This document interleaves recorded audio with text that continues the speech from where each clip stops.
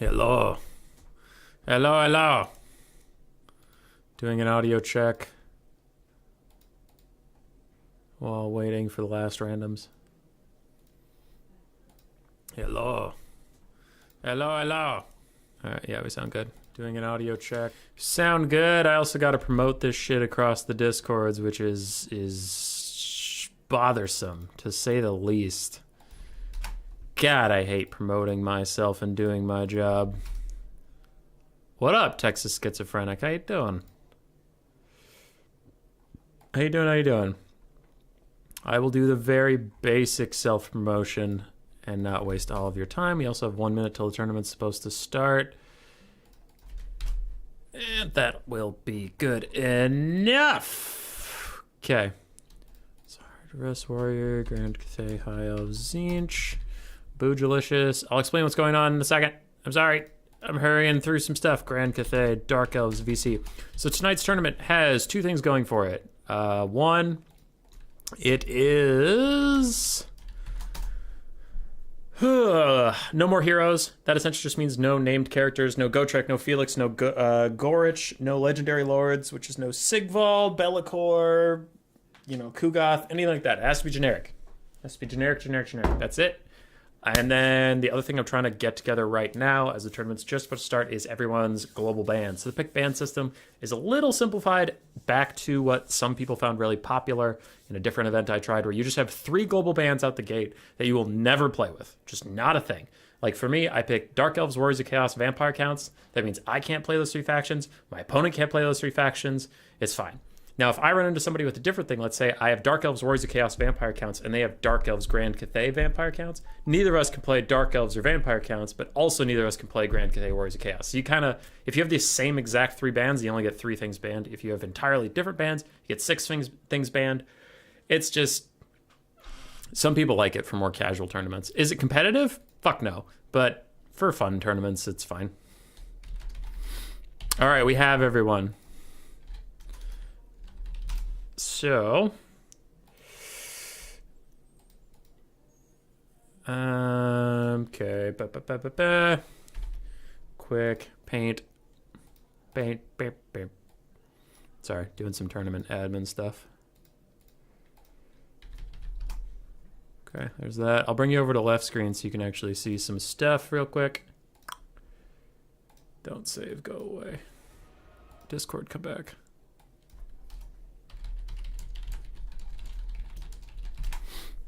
Okay. And then refresh. No one joined last minute. Nope, no one joined last minute. Okay, process the check-in results. 16 out of 19. Black Knight, Bjorn, and Skrit Shell. Did anybody join last second that I didn't get their bans? Nope, that's everybody. Okay. Quick 1, 2, 3 shuffle. And we have 16 people exactly? That's kind of funny. Because I know 2 different people were looking for a buy round. So what I'm going to do is I'm going to put the 2 people that were looking for a buy round against each other so that neither of them gets fucked.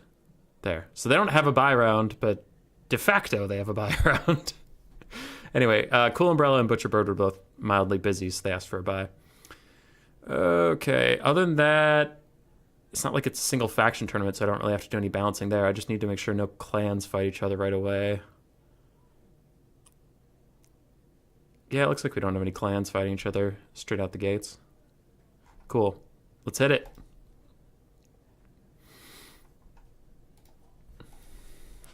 We are good to go. Refresh your pages and start. Only wait for me in finals. It is late for some people, so let's get it going.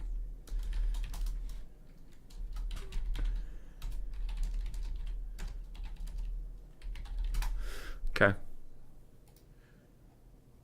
And then Cool Umbrella and Bird. Both of you asked for a buy round.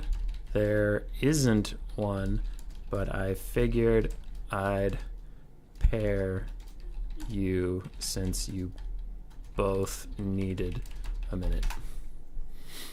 Okay, cool. Then we'll go down to human videos. No, not that. Get out of here. I need to promote the live stream. Beep, beep. So what are we playing tonight? I don't know, man. Whatever we want.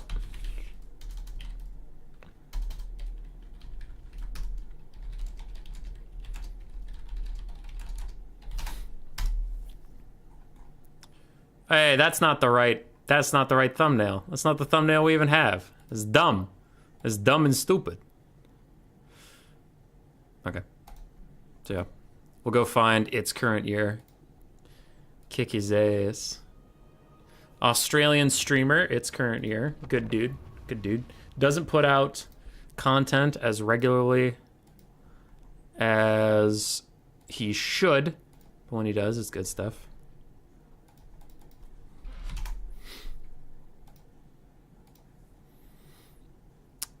Hi, Dirty Deeds. Love you too, buddy. Tip my fedora to whoever picks dwarves. Yeah. I have a message request. Who's it from? Script Shell. Could have sworn I was on the bracket for this an hour ago. Did I get pushed? You didn't check in. But if you want, you can have my spot. No big deal. I'll just spec.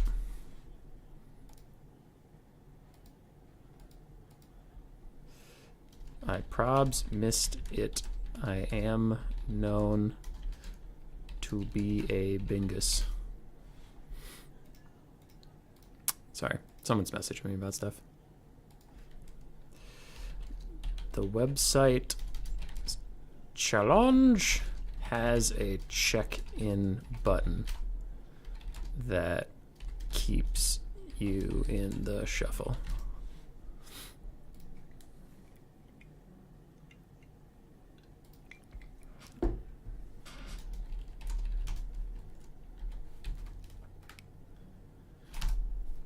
All right, somebody missed the tournament. I offered him my spot. He didn't want it, and now I'm feeling awkward and scared, as is my birthright.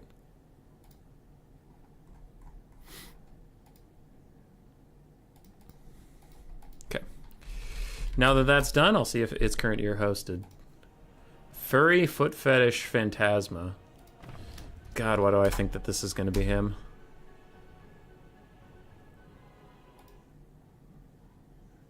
Nah, it's Fat Kid at Recess.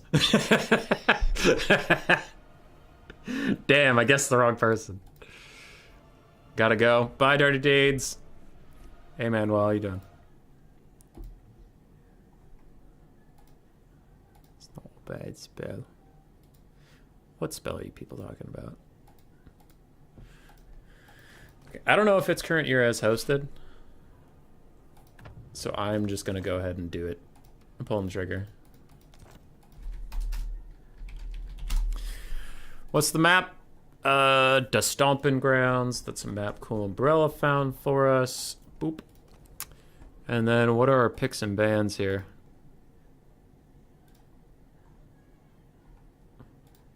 If he bans Skaven, I'm gonna be so mad. Its current year banned Empire, Vampire Counts, and Grand Cathay. I banned Dark Elves, Wars of Chaos, Vampire Counts. Okay.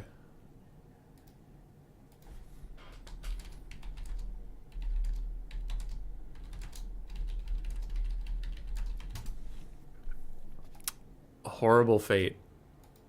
Corner. I'm guessing he's corner camper or something. I'll go Skaven and Ogre Kingdoms. And then I need to update the scoreboard. God, there's so much to do. Why there's so many things to do? I just want to enjoy my cranberry Moscow mule in peace.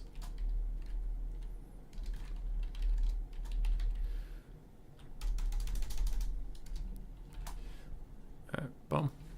Done, done, done. 0-0. Perfect. Are we counting Gotrek and Felix as legendaries? Yeah, because they're named. It's legendary lords or heroes. Henry Lemassif is technically also out. Lord Croak. Oh, what will we do without Lord Croak?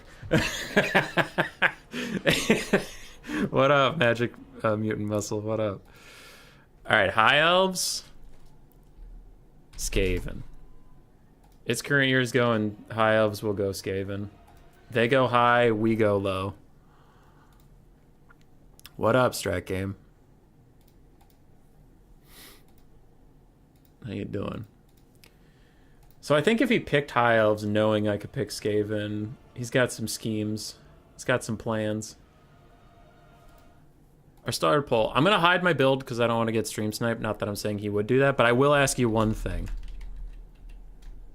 I will ask you one thing.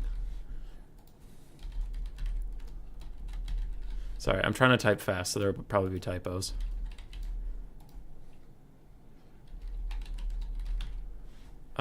What else? What else? What else? And then technically a Gracie here. These are the 4 generic lords I have as Skaven. Which one am I playing? Alright, you guys pick which lord I'm playing. Real fast on that vote. I'll get the rest of the build set up while you figure that out. I don't think Night Runners and Gutter Runners are actually good in this specific matchup because Illyrian Reavers are so jacked on stats that they don't actually fear you. Like, Illyrian Reavers will just sprint into Gutter Runners, no problem, because it's a way value trade up for them.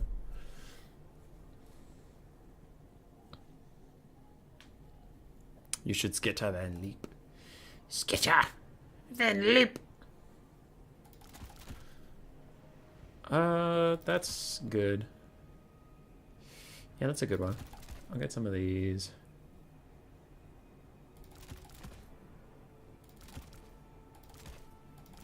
Okay, I have most of my build set up. Now I need to know how expensive my Lord and Hero is going to be. Master Assassin is winning by a landslide, so I'm going to do that.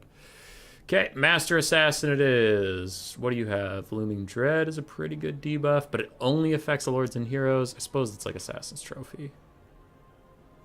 Sacred Banner of the Horned Rat, -8 leadership. But 200 gold for -8 leadership? I don't know. High Elves are super high leadership, so I don't really think -8 leadership matters against them. I'd rather save the money. And if I don't need the money, then I'll come back and get it. But his base cost is 1,000. Jesus. Okay. And then I need a caster. Oh, I can find a caster. Oh, I can find a caster.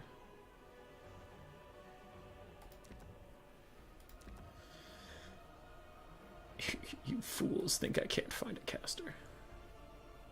How wrong you are!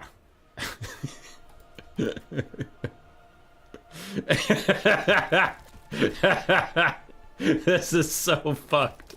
This is the dumbest thing I've ever done. Let's go.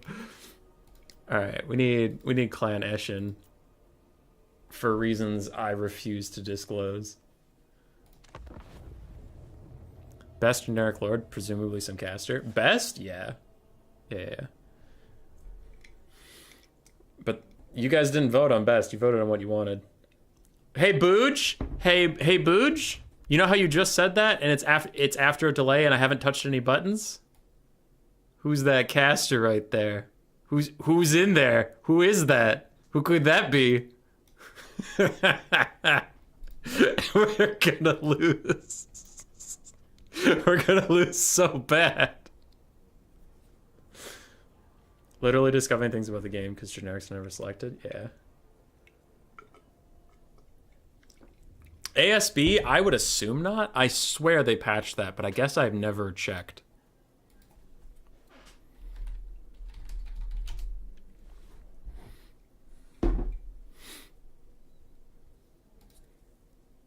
Humaniac? I can have fun sometimes. If I lose game 1, I'll be a lot more serious in game 2, but for now, this is a pretty Skaven favored matchup, so I feel okay doing a little bit of fuckery and not completely throwing the game. And it is generally considered a fun tournament format, so it's also not super critical. Like, I'll play the best that I can, but I can't guarantee I'll bring the best build that is possible. Another thing, just let me know how it's going. I do have a tent behind me. People always comment on that. It is for audio. And I've stopped hearing the complaint about my audio since I started using that. What I'm trying this time, you might notice my camera's a little weird. I turned on cinematic smoothing, because some people talked about getting motion sickness from my camera, my in-game camera. So I did do that. It's a little slower, which as a player, I'm like, boo, I want my camera to go fast like Spider-Man, but not everything's about me. So let me know if the camera looks stupid or dumb, or if you like the change and stuff, you know, just a heads up. And if this is like the first stream you're tuning in or something, then I don't want your opinion, because you've never been here before. Fuck you. Oh wow, human boy, that seemed harsh. That seemed unreasonable. Well, it is what it is. So, what this build is... We do have some Skaven slaves on the front line, because High Elves are going to outclass us in melee no matter what we bring. So some Skaven slaves to stand in front of the globes for a bit, and Clan Rats to hold the center line a little better. We do have triple Jezzails in case of Bolt Thrower, Chariot, Phoenix, or Cav, Skirmish Cav spam, or Shadow Warriors. Jezzails are just incredible in this matchup in general, so I might as well take them. We do have a Master Assassin because you guys picked it. While I wouldn't normally pick this Lord, playing Devil's Advocate for why I have him, he is similar to an Assassin hero, and he's only 300-ish gold more. He does have Weeping Blade for armor sundering, poison, anti-infantry missiles. That's really dumb. He has Looming Dread and Rival High Talisman. I did bring an Eshin Sorcerer just to spam out Warp Stars, and the lore passive is just army-wide global poison, which is pretty nice. I did bring one Brood Horror for a Pterosaurus, but it's also regenerating armor piercing that can deal with Phoenixes okay. That one's actually not a meme at all. I take Brood Horrors in this matchup from time to time. Because normally I have a Lord option or a legendary hero. Gorich. Not a joke, Gorich. Anyway, normally I have Gorich to run around and keep the High Elves honest with their Phoenixes, but since I can't take Gorich, it's him or a Mutant Rat Ogre, which is just massively inferior to Gorich. So without Gorich, I'll use a Brood Horror. They're okay. The only issue with Brood Horrors really is they're weak to fire, which almost all the Phoenixes... The thing I am using them to hunt down, the Phoenixes, have fire damage, which they're weak to. So, you know, that sucks, but still. Book of Hoeth, Armor Stars there. She's about to go unspottable. That sounds about right.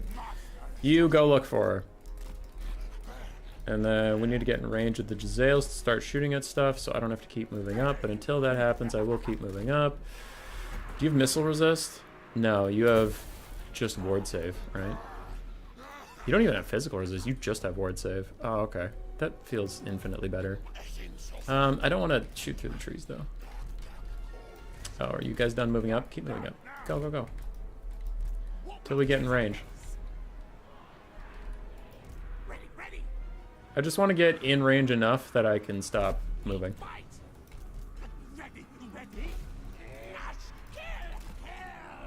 Yeah, where is that bitch? Is she Fate Abuning my Jezzails? She is. Yeah, it's taking too long. That's a Fate Abuna.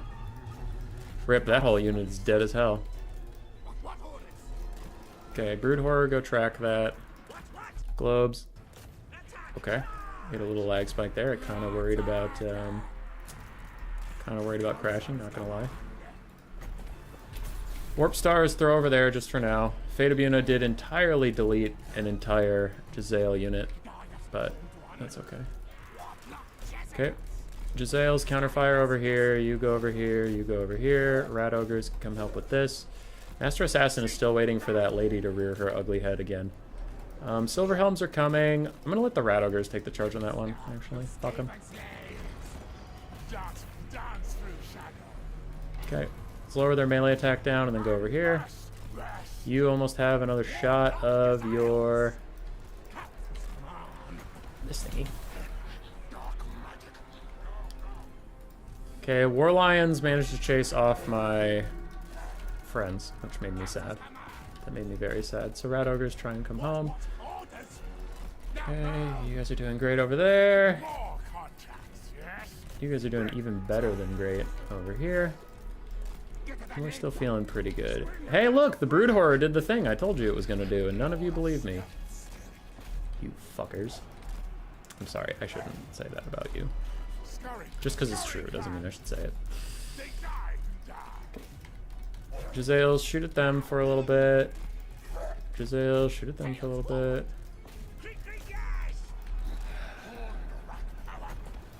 Throw out some sniping. Ogres and Broodhors are fighting that. That's a basic Spear Lich. It's not another of the big scaries. Okay. So the lions did eventually get to my precious little thingy. That's okay. Master Assassin and the Rat Ogres are doing great. You have 10 more seconds on another spibbity-boo. Rat Ogre's got some decent stuff there. Rat Ogres are going to go over here and say hello. Good old-fashioned way. These Giselles are going to fall back. You keep doing that. And where is the Lord? She is missing. Okay, throw out that there just because I want to get the global poison going again. Global poison is pretty important. You guys keep chasing that. You keep running away. You're doing that. You're doing great. I think you're... Yeah, I turned your skirmish mode off. Rat Ogres are just destroying all these Illyrian Reavers. Everyone make sure that this lady has a hard time landing. Okay, getting Spirit Leeched again. Not really loving that.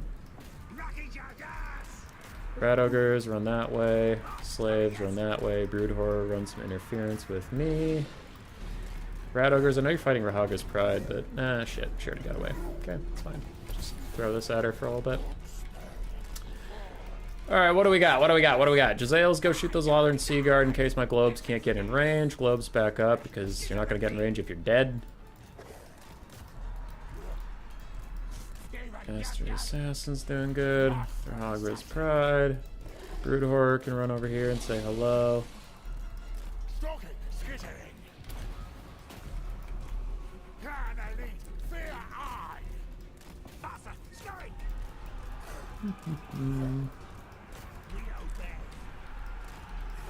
Yeah, we got this.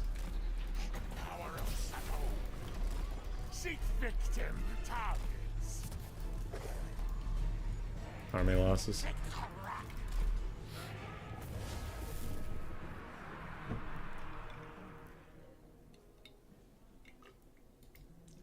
The Eshin Sorcerer paid for himself, which is like a pretty weak argument because as a magic caster, you usually want them to get like double or triple their value. But he did what he had to. I think the Lore of Shadows would honestly be much more viable if that Black Whirlwind spell was actually any good, or Brittle Bone was cheaper. It just needs another spell besides the Warp Stars to be any good, which the Warp Stars are good. They're just the only spell that's good. Master Assassin did fine. He didn't get a lot of value, but he blunted that Silverhelm charge. So this 1,000 gold unit got 200 value because he minused 40 of its melee attack and just let it get eaten alive by Rat Ogres and dogs. So he did okay, and he never got to fight the lady. So he's an assassin that couldn't fight what he wanted to. I'm not saying he's a great character, but he honestly did okay. Giselles did fine, except for the one that got Fade Up Unit as soon as the game started. Rat Ogres did great. Globes did awesome. Dogs did just fine. I lost track of one of my dogs. Must have died really quickly, but yeah, died, I mean routed. On the other side, the Phoenix, like the Brood Horror just kept that Phoenix honest, and I think it straight up died right away. Because as soon as it landed, you saw the Brood Horror was on it. And Gorich kind of does the same thing. I think Gorich does it better, but that's why I've been including things like that in my build, is just, you need this like fast, hard-hitting single entity threat to fuck up Phoenixes. Because something I was running into is like like 3 birds. It'd be a Lord on an Eagle and 2 Phoenixes. Was actually winning a decent amount of games just because I literally couldn't deal any damage to them in melee. And then getting one big boy to run over there and play bodyguard really started helping me get some agency back. So I highly recommend Gorich, but if you're not feeling Gorich, clearly a Brood Horror can do the job as well. All right, I changed the map. I have 3 messages. GG's.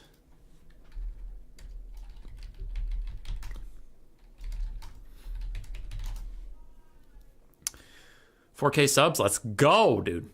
Regen to deal with Phoenixes? Yeah. Well, no, it has regen, which is nice, but the Phoenixes do fire damage, which the regen makes it weak to.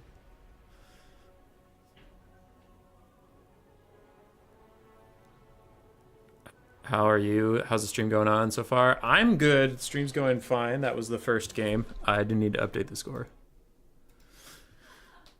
It was literally the first game of the whole stream. Boop. Okay.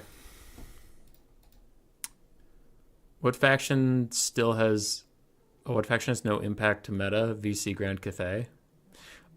I mean, Vampire counts their strongest lord as the Blood Dragon Lord, so he wouldn't even be banned by this format. Grand Cathay, again, their strongest lord is the Shugi Lords. Miao Ying would be banned, but she's not that common. Ogres just take their normal builds. Thanks, yeah. We just recently passed 4K subs, and it's been a blast. My whole life has changed. You have to really try for globes too badly. They can get 500 value without ever being directly controlled.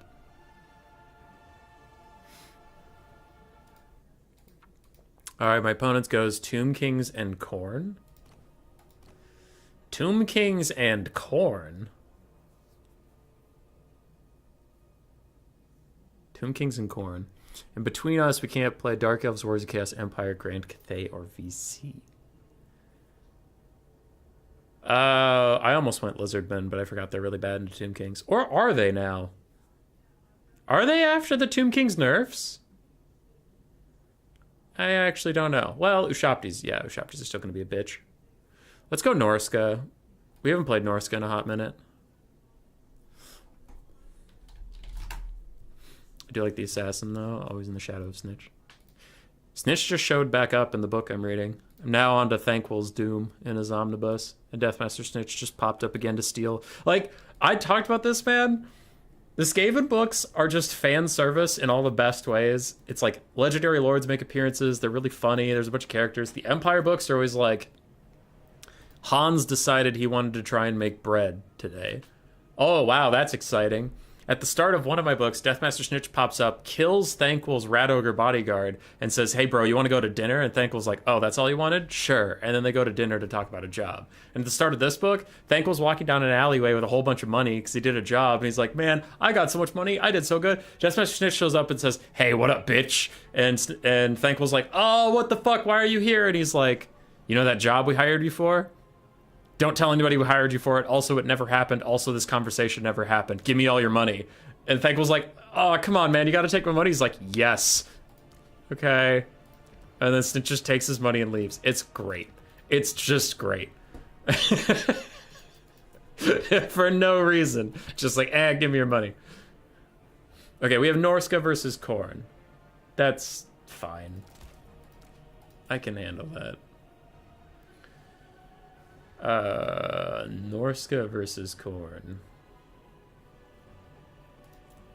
Norsca and Khorne. Okay. That. 1, 2, 3. 1, 2, 3, 4, 5. Oh boy, what else do we need? 2, 3. Do I even want Marauder Horse blank? I don't know if I even want Marauder Horse blank. Yeah, I don't want Marauder Horse blank. Or do I? Thanquil's bad luck, Brian, but with attitude.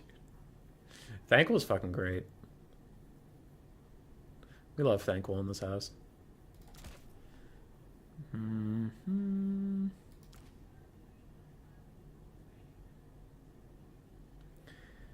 have very little cavalry presence, and that is bothering me.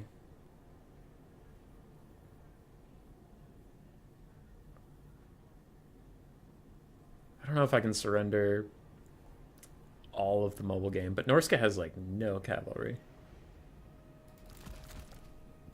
I guess we'll do that. Okay.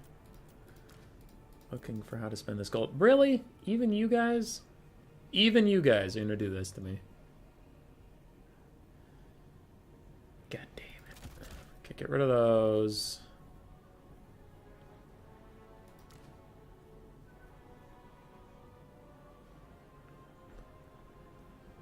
Sorry, I'm just trying to figure some shit out right now. Bonus versus large is nice.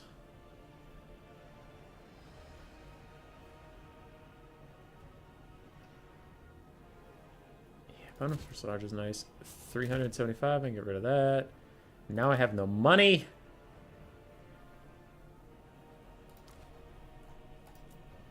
What can I get for no money? Anything? Anything anybody can give me for having no money? What's the point of this? What, can I get you?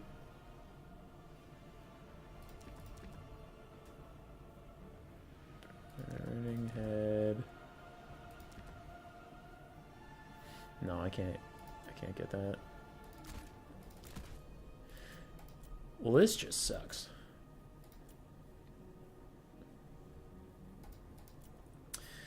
I kind of want the Lore of Fire.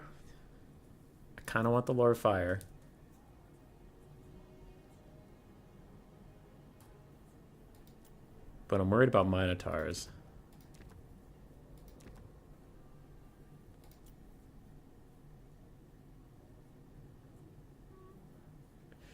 I could get some Marauder Spears, actually. I honestly forgot this roster even had spear units of any kind. Okay, cool. Oh, 0 gold spend! Oh my god! We already won. I haven't read this omnibus. I only know him for Gotrek and Felix. Was he also in the Shadow of the Horned Rat? I have not gotten to read the Shadow of the Horned Rat yet, unfortunately. But Thanquol is a boss.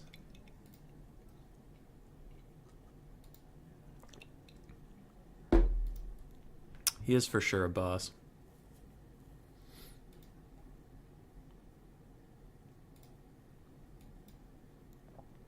I just want more Clan Moors. I want more Queek. I read Queek's omnibus. Well, I read the Carrick 8 Peaks omnibus, of which Queek is in it, but it's also about Belegar and Skarsnik, so Queek only had one book.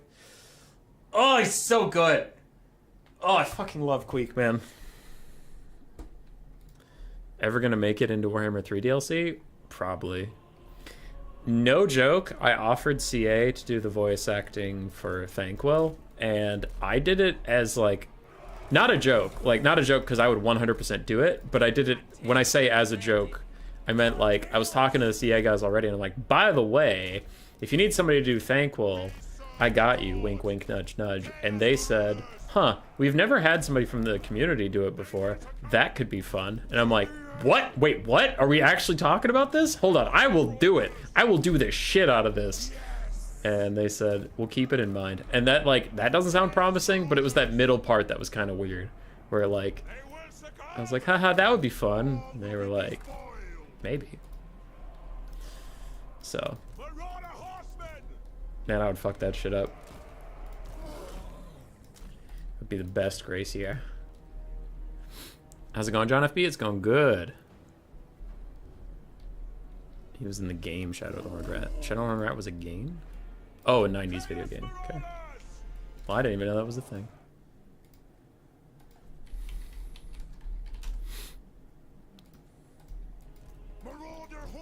Can't wait for Thanquol to be voiced by Schizo on this boy. Okay. So we're going to turn Skirmish mode on, even though it's not perfect. It's better than nothing. We have the Beast of Tashnar. So I did end up getting some Skirmish Cav, just because having literally 0 cavalry presence or mobile presence in any form was going to be a problem. And I originally had some Marauder Hunters with Javelins, but then with no mobility presence, I couldn't protect them at all. So I was like, okay, wait.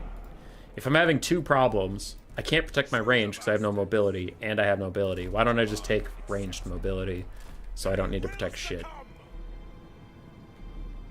And that's where we're at. Marauders of Khorne, Warhounds, something's in the woods. What the hell?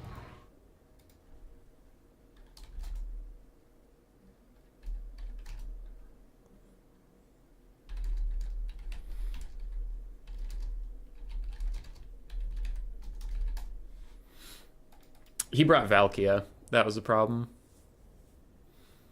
You should upload a vid with your best voiceover. Yeah. Upload 50. Send them all to CA's DMs. It depends on, like, what kind of Skaven voice they want.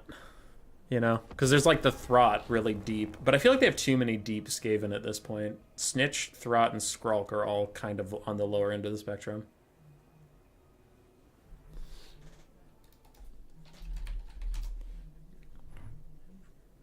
It's easy to see Boy go for Rat Ogre voicing Thangwell. Yeah, but then like there's way too many then there's way too many guttural ones, because you can't go too guttural or you'll sound too much like Throt, because Throt is just pure guttural, just like hunger never end, and you have a Throt. Like, you just go low and you're there. And Snitch is also kind of that way, where I can't do Snitch very well, but I've tried on many a car ride with myself. And that one you just need to smoke like 80 packs of cigarettes a day and then get really mad at someone. Still don't know why Thanquil's not already in the game. Yeah, after reading the books, I'm also a little surprised Thanquil isn't already in the game, considering how much he's in for the Skaven. Like, books-wise. If it gets a good response, CA will have to hire you. You'd think CA would have to fix vampire counts, but they still haven't done that, so let's be careful what we throw around as the have-tos in this world. You know what's the saddest thing is I don't have the right voice for Queek. Like, I can't impersonate Queek if I wanted to from his voice acting in the game, which is stellar. Go drive through and do the Throt voice. I think they didn't do him Warhammer 2 because somebody demons by accident. It's one of his things. Anyway, sorry, I think I said it out loud. But the reason we had to restart was my opponent brought Valkia, which is a legendary lord. So, we're back at it. He swapped out for the Herald. Okay, so we have the Hellforged Host, some Chaos Warriors with Halberds, Chaos Warriors with dual weapons, Chaos Warhounds, Heralds of Khorne's Fury, some Minotaurs, more Minotaurs, and a bunch of dogs. Sounds good, looks good, feels better. I can only bring the Marauder Chieftain, because he's the only non-legendary Norsca Lord, but I also brought a Burning Headcaster to clear out some of the chaff, because I was worried about a Mino Rush, and I don't really have any magic that's great against Minotaurs, so I was thinking if I could just take out all of their support as quickly as possible, then that would be good enough.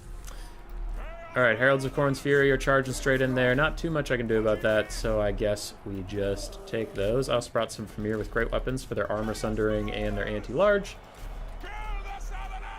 And let's all go over here.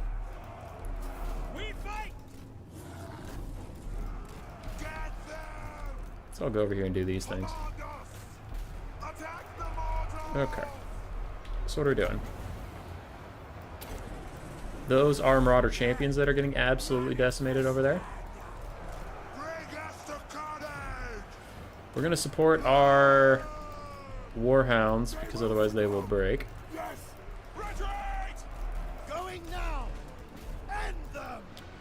Famir plus my giant in here fighting. I need to get up here and pop that. There we go. Now my guys won't break. Hooray. Hellforged Host really fucked up my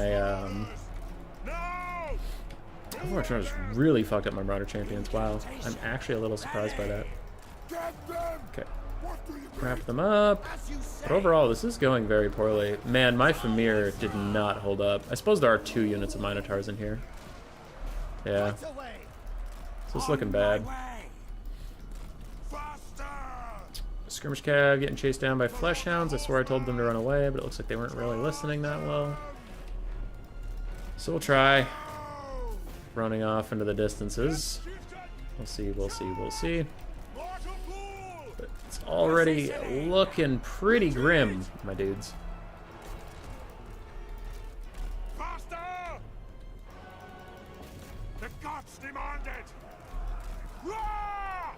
Okay, you're just trying to shoot the gap over there.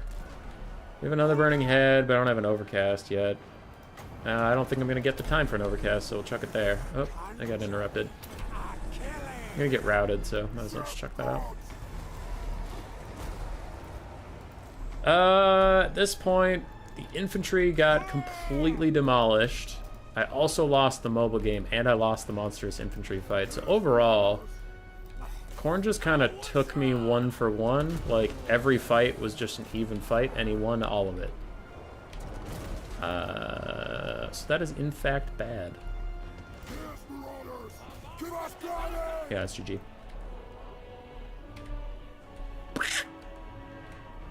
Rip.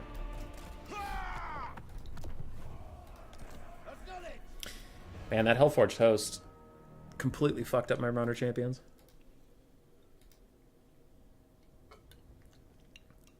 What up, Columbus Prime? How you doing? Kremling is working as intended, which is much sadder. No one knows why they're not here. Malachi would be good, especially because the Dwarven engineers are so bad that you'd want like a legendary one to maybe make them good. I mean, I don't know why I'm pacing through the values. It was just Khorne did good. Yeah, Khorne did good. My giant did fine. Other than that, dogs did great. Minotaurs did great, as we all knew they would. Hellforged Host did awesome. Chaos Warriors and Marauders did okay. Will CA be doing a Chaos Dwarves only DLC next, or be an older faction gets new units? I think it's probably going to be Chaos Dwarf solo. Probably. Because that's how they've done all new factions in the past, right? Wasn't Wood Elves just Wood Elves? I don't think it was Wood Elves versus Beastmen. I don't think you could get both DLCs at the same time. Could you? Or did they release at the same time, but they were separate DLCs, so you could buy them one at a time? I'm trying to remember. Oh, they might have released at the same time. Maybe. But I know Coast were solo, Tomb Kings were solo, Norsca was solo because it was a pre-order. Warriors of Chaos was a pre-order thing. Bretonnia was like a weird free LC. So, I don't know. I think they'll just release Chaos Dwarves on their own. Especially because it would be weird. It would be very weird to me if they had a second faction ready to go, or more content ready to go, and they were just keeping their mouth shut about it this whole time. Because there have been no rumors, which I was talking about this last stream. This is entirely unfounded. So if CA wants to come after me for this stuff, it's not. I haven't heard anything behind the scenes. I just know from like watching content creator channels. Content creator channels will always start hyping up a faction like just, oh, I'm making a video for no reason to speculate about a faction. And then like roughly a month later, the trailer will come out for that faction. And then roughly a month later, the faction will come out. Roughly. Well, Lore Master of Sotek comes out of hibernation and he starts making Warhammer videos again. The first one he makes is, I'm just going to talk about Chaos Dwarves for no reason. And I think also, was it Milk and Cookies or someone doing a lore video on the Chaos Dwarves? And it's like, the big channels are all of a sudden talking about Chaos Dwarves. I wonder if Chaos Dwarves are coming out in the spring, you guys. So there's that. And my point is I think if the Chaos Dwarves were being released with something, I would have heard the something by now. But all the speculation for the big channels has been flat out Chaos Dwarves, that's it. Like, I haven't heard about the Monkey King for Cathay. I haven't heard about whatever the fuck Kislev's going to eventually get. I haven't heard anything about anything. I've only heard Chaos Dwarves. And it's like the conspiracy theory that I think CA lets the bigger content creators know ahead of time, then that makes me think that it's just Chaos Dwarves, which would stand with the Tomb Kings and Vampire Coast of the past. All right, its current year's going Tomb Kings, Lizardmen, and Slaanesh. I get to remove one, pick one to fight anything in there, huh? And it's game 3, so I do need to win. Tomb Kings, Lizardmen, and Slaanesh.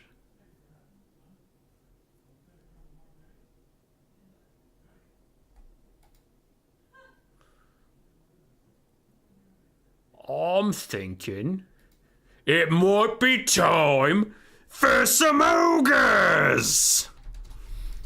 Let's go, lads. Ogres, ogres. All right, well, hold on. Quick poll.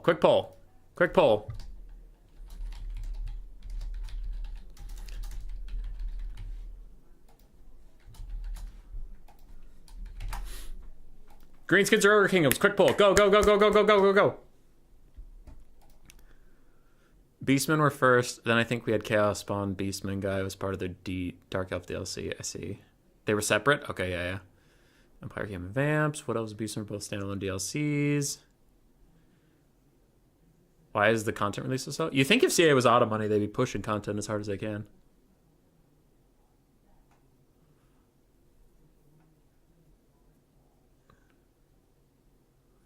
Shame, so many old factions. Meat. Okay, Ogres is winning. All right, we're going Ogres. We're going Ogres.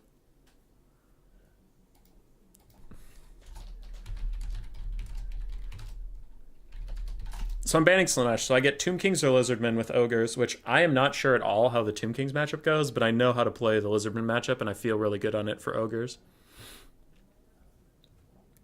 Chaos Dwarves are either to be a ridiculously OP on launch or ridiculously bad on launch. Yeah, probably. I'm going with OP. They're probably going to be OP.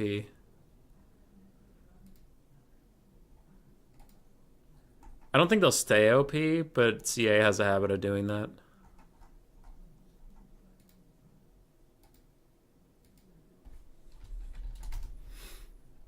They usually want their release factions to be strong as fuck. Which is, think about it. When Warhammer 3 launched, I only saw new factions. No, think about it. Think about it, you degenerates. Warhammer 3 launches, right? Launches in February. You never saw Empire in any high-level tournaments. You never saw Wood Elves in any high-level tournaments. You only saw Ogres, Cathay, Kislev, and the 4 demonic factions. It's super clear. They only want you to play the new factions, so they overbuff them and make them really broken. They just make them really broken. God, I'm so smart, and everyone else is so dumb. All right, he's going Lizardmen. Cool. I unironically took Greases here, so that's unfortunate, but I'll make do. Okay, so get rid of all this. Get those two. Get rid of this. Keep that. Keep that. Keep that. Keep that. Okay. Shiny stuff. Gotta release Mopiece, people buy it. Now you're thinking with portals. Okay, so we want these, then we want these, then we want these. Yes. You're all gonna think I'm really stupid. I just had a realization that I don't know how to play this matchup. I know how to play this matchup as the Lizardmen. I know how to play this as the other faction. Whoops. That's funny.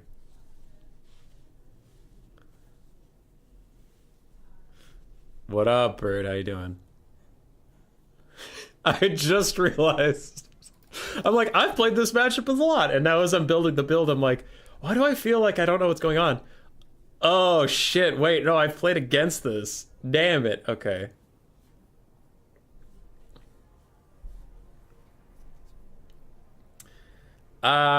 So do I even want lead belchers?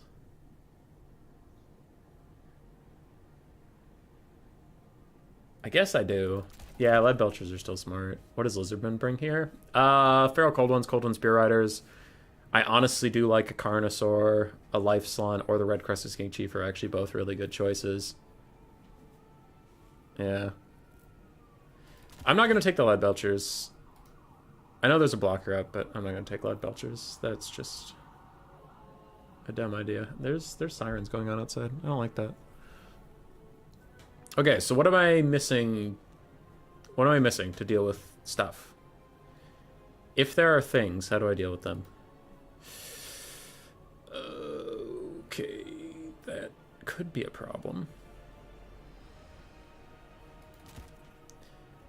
How about that?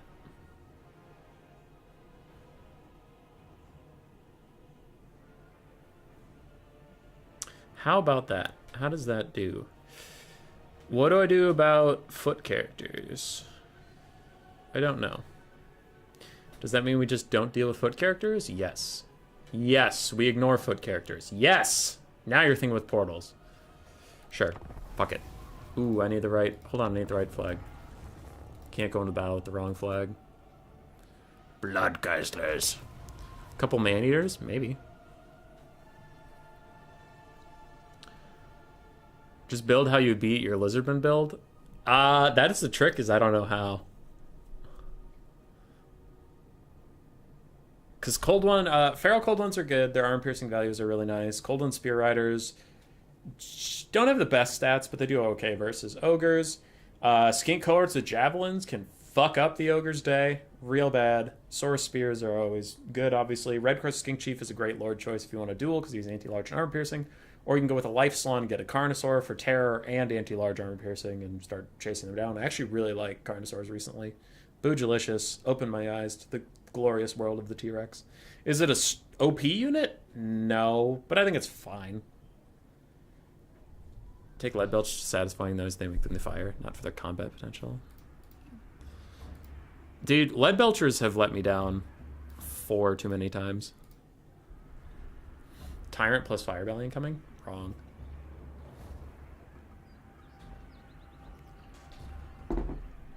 Hey, dog, how you doing? I'm sorry, Sumo. I hope you try to have a good day.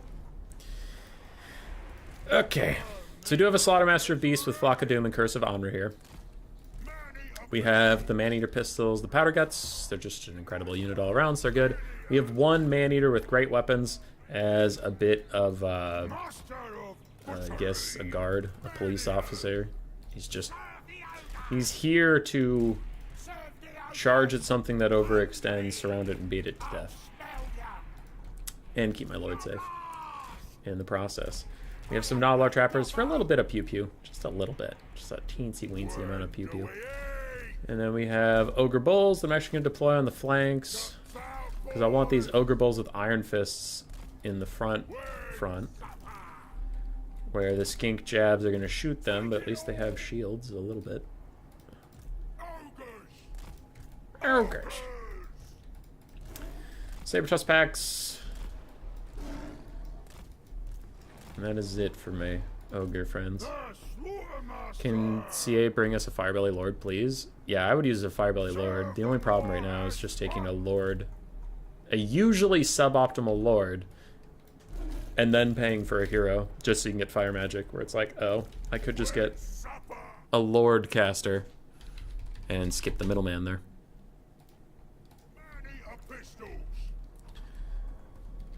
I highly doubt that Bretonnia will be used this tournament. That is a bold, yeah. Bretonnia is a little bold. Butcherbird is the right type of bold, so I am not shocked that he says he's going to use him. But overall, it's bold. I'm nervous. I think I fucked up. I think I fucked up real bad in this matchup. Because I was so confident going in. I'm like, yeah, I play this all the time. Aw, shit. Not as these guys. Oh, no. Yeah, I didn't bring. I had 2 Lead Belchers behind the blocker for a while, but I ended up cutting them because I don't have the mobile advantage at all. So I could see Cold One Spear Riders and Feral Cold Ones or Ripperdactyls even just streaking into my Lead Belchers, and I couldn't possibly defend them, so I would just lose. Alright, we have a Saurus Old Blood on a Carnosaur. We have a Skink Priest of Beasts on foot. We have a Feral Bastildon, a Bastildon with a Rev Crystal for some healing, a whole bunch of Spears and Skink Cohorts. We have the Clawstone Hunters and Cold One Spear Riders. So it's roughly what we had feared, but sometimes that's okay. Okay, Nobblars, go break those Saurus's charge defense, please. They are shielded, but we'll start shooting them until we have better things to do. Maneater pistols, track those Ripperdactyls. Maneater great weapons. You guys are going to track that Saurus Old Blood and make sure it doesn't do anything untoward. All my ogres are going to start moving up now that the Nobblars are getting into combat. Let's shut down these skink cohorts of javelins that are staying in melee combat. Just because we really want to hurt them. You get up here and do that.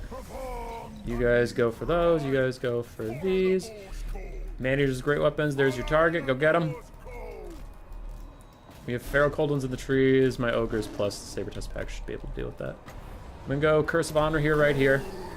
I really want to punish that Lord for being such a sneaky boy. Okay, you guys charge into melee over there. You guys flank on the other side. Where are my sleepy dogs? Sleepy dogs. Throwing a Flock of Doom over there. You're going to continue fighting that big thing. We just love fighting the big thing. Okay. so you guys are fighting over there, that's fine. You're taking forever to shoot, that's also fine. Yeah, we fucked up the Colossi Hunters, let's go. Okay, you guys. Saber-tusk over here. Saber-tusk over here. Ogre Bulls come this way. I don't have anything to use just yet. Okay, you guys chase that down. I want to keep charging my Ogre passive here. Ogre Bulls go charge over there. Man, these man-eaters are not doing so great. Okay, you guys fall back till I have some healing for you. Just for a hot second here.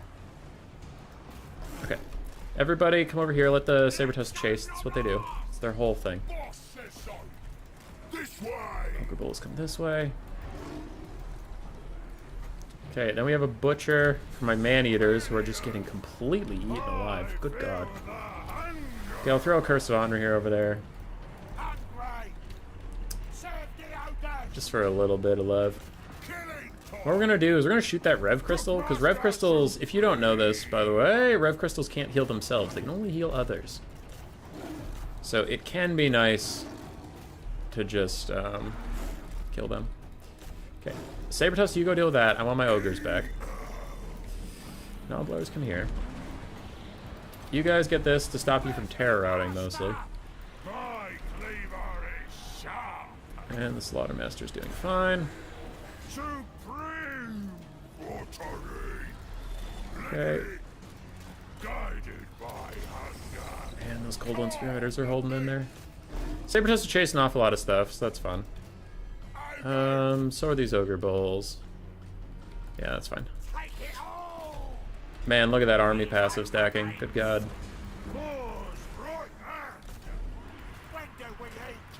Nobblers, come help me with this. Iron Fist, come help me with this. Ogre Bulls, you're not going to be able to keep up with that for very long. Those Skinks have shattered, so honestly let them go. Those Skinks haven't shattered, so don't let them go. Those Skinks haven't shattered, but I need you back. Powder Guts, still shooting at some stuff, but now you're going to go get involved. Yeah, getting involved. Curse of Honor here, that bitch.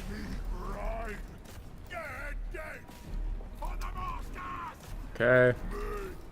We got some man-eaters. You chase them. Those Skinks came back as soon as we stopped chasing them. Those Skinks came back as soon as we stopped chasing them, but that's all honestly pretty fine. You go chase down those Cold One Spearriders before they disappear into the trees. Nobbler Trappers come back with me. You guys are all chasing down that stuff, and it's going well. You are fighting a Feral Bastildon to the very end because you are a Giga Chad. That Feral Bastildon keeps healing things, and I don't like it! And I don't like it! Stop healing thing. No, don't heal him, you stupid! Okay, good. It was Wisdom's Wildfire. It wasn't even what I was worried about. Though we do need to get rid of that goddamn thing. Actually, Army Loss is just gonna hit, so we'll be okay. I have Butcher in 7 seconds for my Man-Eater pistols. 3, a 2, a 1. Take this, Powder Guts. Okay. So these guys are gonna go chase those Saurus. Rest of you are gonna fight this, and we have army losses. We did it. I don't even know. I don't know why you guys were even worried. This is the easiest matchup in the world. I've played it a million times. I'm so good at video games.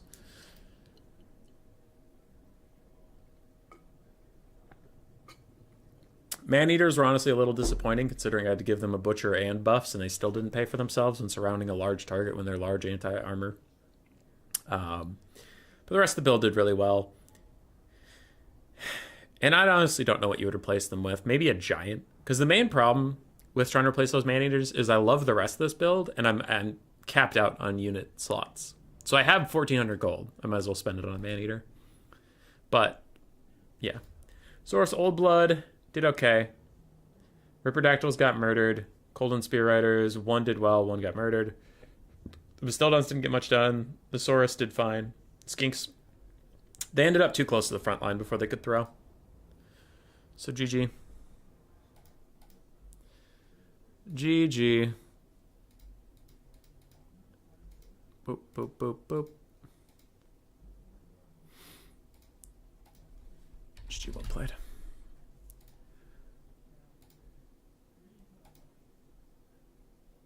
Okay. I have to fight Lysenia.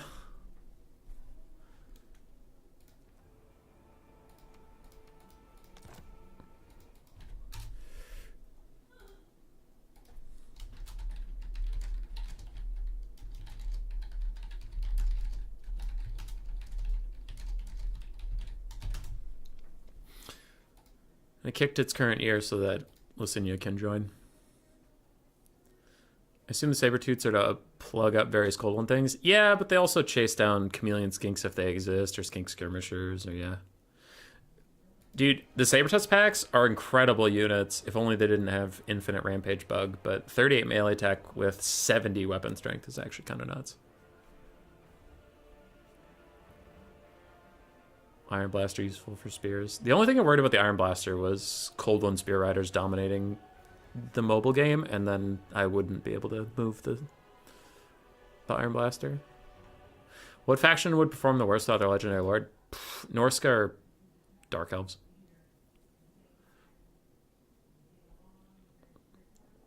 Few people forget you have to take chaff and Ogre Kings to occupy and eat Noblars. Yeah. So, Lysenia, hey. And then we have Warriors of Chaos, Grand Cathay, High Elves, VC, Dark Elves banned. So between us, we have those 5 factions banned. I'm the top of the bracket, so I go first. Southern Chaos Wastes is the first map. And I'll be putting Skaven in my pick 2 because of course I will. Skaven and Brett.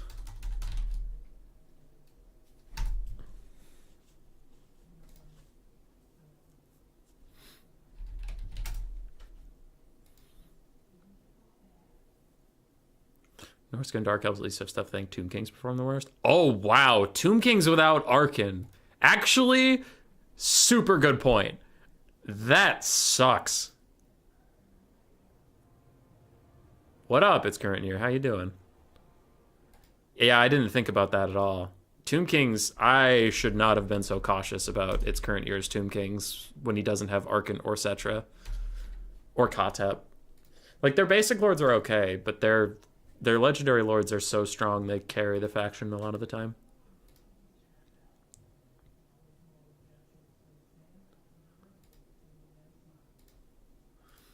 I don't want to steal your thunder, but I'm streaming now myself. Can I cast the Tourney? Won't cast your games to the ones you're casting. It's Current Year? Sure, do whatever you want. Do whatever you want. You're doing great, do whatever you want. Skaven or Brett versus Khorne. Ooh, versus Khorne.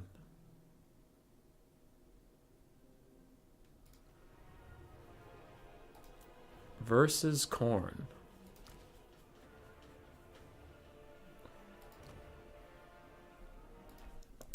For the leather! We're going Bretonnia into Khorne, no legendary lords. Let's fucking go.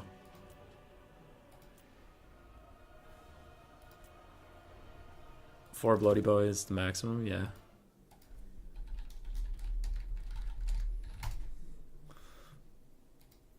I don't know how this is gonna go. I'm scared and alarmed.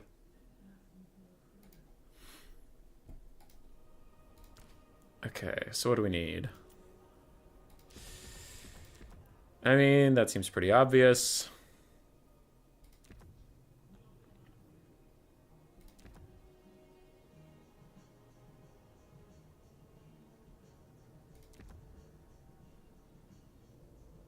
That I'm honestly not even going to take. What's your name on Twitch? It's Current Years? I don't know, you'd have to ask him. What up, Recess? How you doing? Current Year, I'm going to make you a mod so you can plug your shit. There you go. Anyway, I got to focus up. So no Green Knight, no Gotrek, no Felix, no Henri Le Massif. That's a little brutal. Not going to lie. It's kind of mean. Khorne Herald is a good generic lord. Yeah.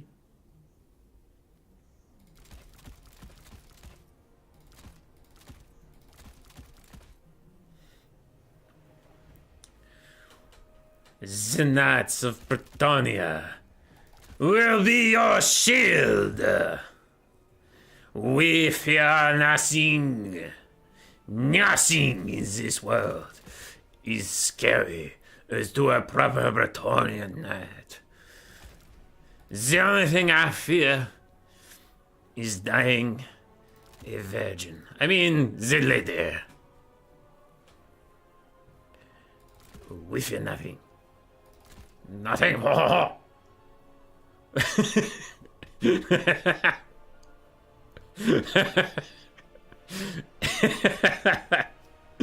Oh, we had a stroke. We had ourselves a little stroke. So that. I mean, this is feeling pretty good. This matchup is already bad with heroes. Nah, dude. That's the thing, is you can't rely on heroes. Are you allowed to go basic heroes either, or just Lego? You can't go like Green Knight or Gotrek, but you could go Damsel or Paladin. Foch.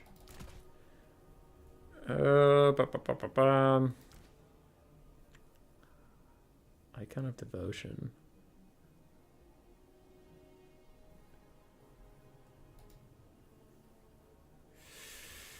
I do like being devoted. I am a big fan of devoting myself to the one true lady. All right, let's fuck him up.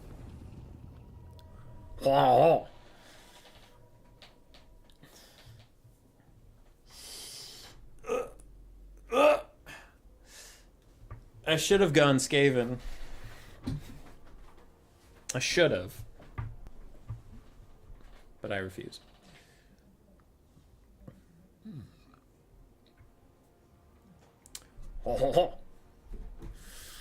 My mustache will protect me from this Ganesh brute.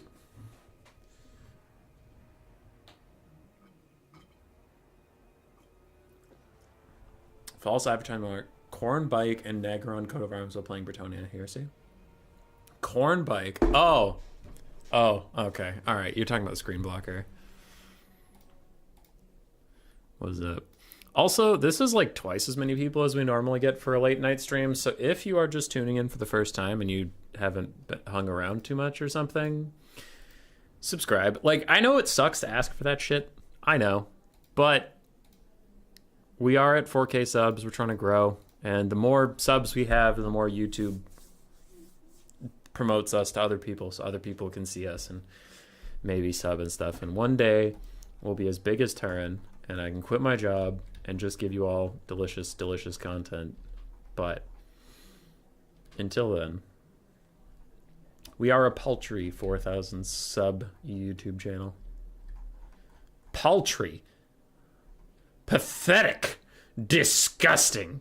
When I look in the mirror, I see weakness. And somehow subs will change that. Lord of Change not responding to me? That's weird. They were just here. Thanks, Sir Watch a Lot. Also, I hope your name is true. Enemy troop count 629. That sounds like a Mino bus if I've ever seen one. But it's okay, because we got thick Bretonnia. We have a Grail Relique. Try and help our men-at-arms polearms hold the line. Then we have some foot squires. Okay, so if he goes... I say if he goes, but he already did, so we know he did. But when your opponent is going to go, like, super narrow, you generally want to deploy wider, because then I can do something like this. Or I can deploy my archers really wide. And, it's a little harder for them to punish that because they can't spread out. And then if they do spread out, I'll try to pick them off with Grail Knights and such. Okay, so we want Grail Knights on the inside. We want Knights of the Realm on the outside. I did bring the Aurora Knights of the Realm because they have magic damage, plus having anti-large, so they'll be good against Fleshhounds. I brought the basic Prophetess Lady for healing and Dweller's Blow in case of Halberd spam, but I fully expect her to be Dove. But if she gets Dove, at least I can countercharge with Knights or some shit.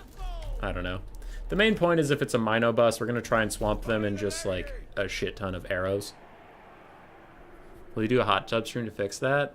I could. I could if I felt like it. I have 40. I have 40 hot tubs next to my Lamborghini. Okay, it's a Mino bus. Let's go. So I can just do a stream of beating up dwarves with Skaven. Steam Dorian. Unsubbing just to make the journey that much harder. I appreciate you. I almost took Assault of Stone, but I literally haven't used it in Game 3, and its numbers weren't looking that impressive, so I was kind of worried. I was kind of worried that it's been nerfed and no one told me. So, does he seriously have no flesh hounds and no, like, dogs of any kind? Because that's kind of weird. Right, we're going to give orders to our archers ahead of time to start shooting at those Minos.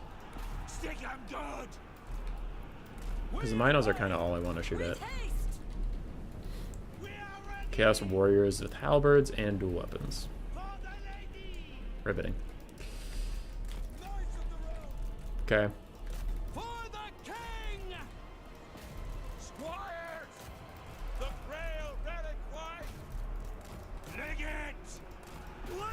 Okay, well his Minotaurs and his Lord are gonna fuck around. Okay, take the fight with the Minotaurs with 2 peasant bowmen supporting you. That seems fine. This is a overextension. Having 2 Minotaurs chase a cab unit that's faster than them does just not seem like a winning strategy. So don't do that. Golas below, back up a little bit.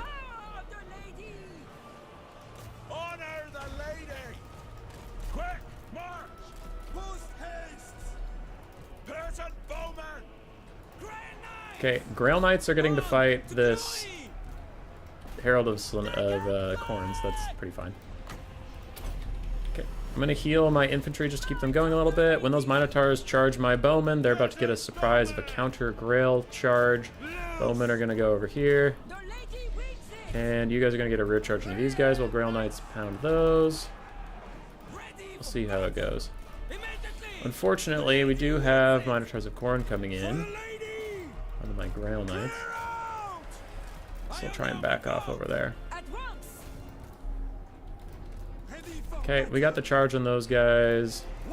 It's not going that great for us.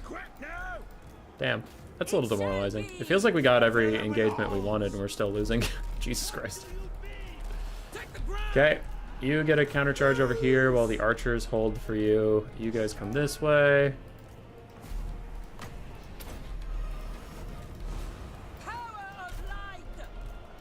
God damn these Minos.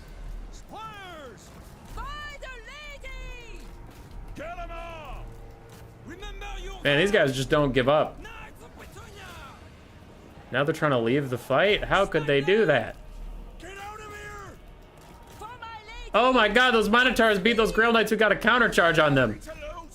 That's upsetting.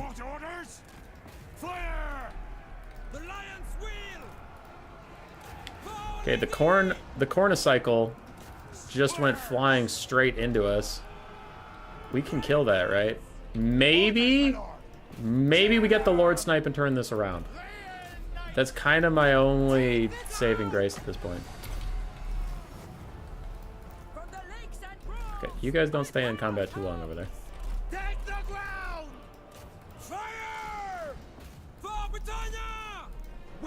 Okay. Quickly, lads! Swiftly! Let's go counter charge those guys. Give some pole arms back. I am shocked this Herald of Khorne is still alive. TBH. He is sitting in Grail Knights and just chilling. He is just chilling in Grail Knights right now. Double Knight heal. Also, yeah, kill these guys. Kill those guys. Kill them. Aside from that, I don't know. How is this dude allowed to just go? How is this dude allowed to just go? Kill him!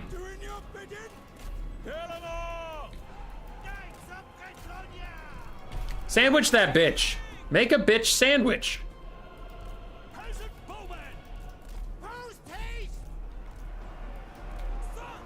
Are those Grail Knights? No, these are Knights of the Realm. Okay, that's fair, but still. We should be out here making a bitch sandwich, and we are not. Hastily! We fight Minos are still kind of wilding on me out here, not gonna lie. Priestess of the lady. I will heal this up. From the dead. Somehow this Herald of Khorne is allowed to persist. for Bretonnia! How is he alive? We are ready! If anyone can tell me how he's still alive, I will give you $35 million. Immediately! He's sitting there, little Granites, just kill him! Heroes of Bretonnia! He's just taking no damage. He's just taking no damage. Quickly. Moving ahead! I am so upset. Force breeze. This is the most upset anyone has ever been. Take out bird! Hastily! Alright. Orders! You guys just keep playing hanky-panky a little bit. Get him crumbling. Get him crumbling. Can't dodge that. Can't dodge that with a broken-ass hit model. You fuck! You little bitch! Look at him. Look at him in his little bitch face. There we go. He's starting to crumble again. At once! My lord? Yes, my lord! Hurry. I think the most upsetting part is someone killed my Grail relic. Protect Bretonnia! Alright. Righteous Corn Boy is dead. to war! Moving We still have a Mino to deal with, and that's not great, if I'm being honest. Pull, men! Quick, march! It's not ideal. Swiftly! At peace. Winds of Magic reserves. We have enough for some Dwellers action. We have enough. Grand Knights! Okay. Kill 'em! At once. It is her will. Pull, men!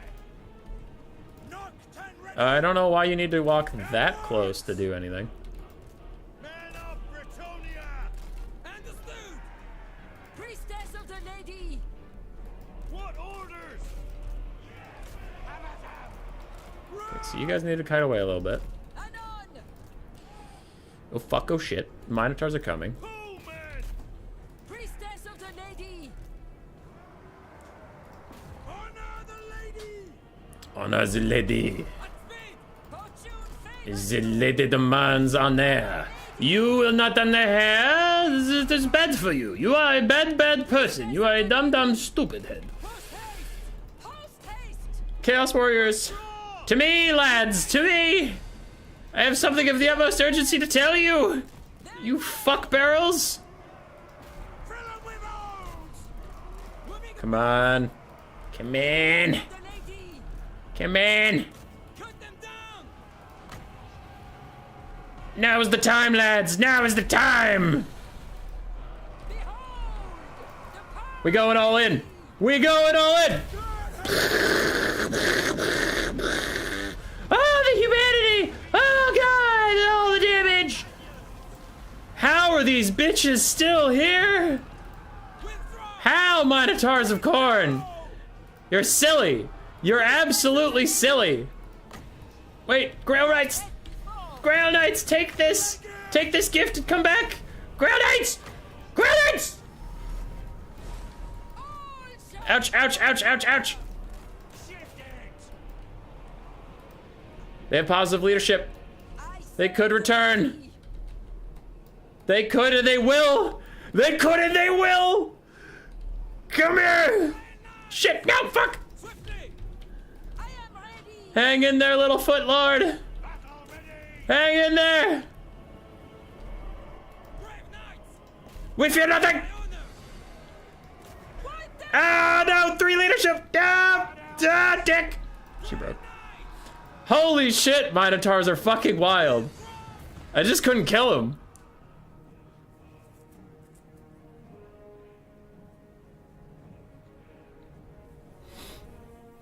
Grail's also being pretty mad damage dealers doesn't help.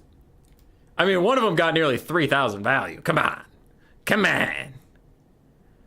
Foot Squires did pretty well, honestly. Really liked them. Men-Arms Polearms did fine. Peasant Archers did fine. And the Prophetess of Life honestly did really good. Like, we did really good. We got good value. We just couldn't... It took us way too long to finish the Herald, which was unfortunate. They were chosen of Khorne. Didn't even notice that, but okay. And Minotaurs all, like, paying for themselves, even though I focused them down and got good engagements. I think that's the upsetting part, is I got really good engagements. I baited them to attack peasants, and then I got a charge onto them across the board, and across the board I lost badly. Oh, that's brutal. Also, this isn't its current year. This is Lucinia now. Oh, well. We had fun. Regen and mobility. I'll let the money go to feed America. Playing Brett VC? How did that happen? Good luck, bird. You should start an only Skaven. Yes, yes. There you go. I had fun, though, and sometimes that's what counts. I did have a lot of fun. Nurgle or Kislev? Skaven. I have not gotten to play Skaven versus Nurgle. Ever. So that could be fun. Small map, Bloodpine Woods. Okay, I can deal with that. I'll play Skaven on a small map. Khorne Minos have got Frenzy for free in 2.0, and the Great Weapons got minus 250 gold. Yeah, they're good. They might need a little toning down, but I'd rather Minotaurs be strong than weak. I think they're a cool unit. I think they're a fun unit, and Khorne needed the love.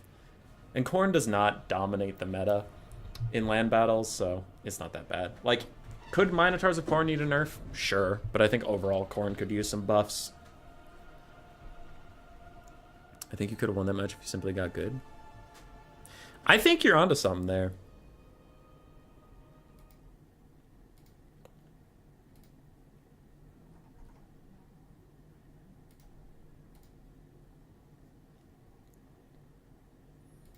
I think you're onto something. So Nurgle or Kislev versus Skaven. Sorry, Nurgle or Kislev. I picked Skaven into that, and now he's got to pick. And he says, I'm fucked regardless. Nice. Nurgle it is. If you play Skaven, can we see the thing versus Nurgle? Maybe.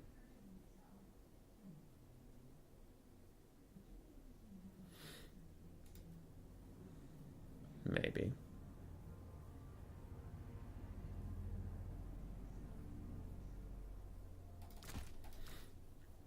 All right, I'm down a game, so we're gonna put on our try-hard boots. Aw, filthy fucking try-hard boots.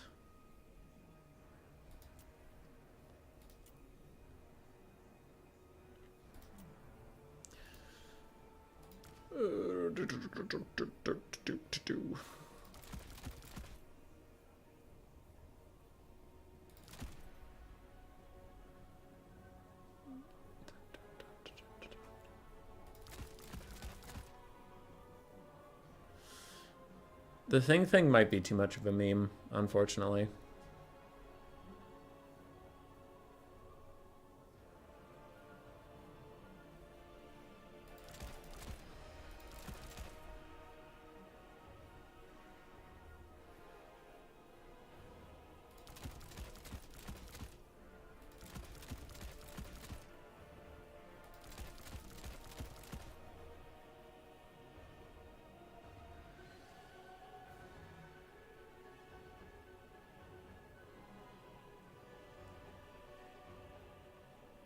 Sorry, I'm doing some big thinking.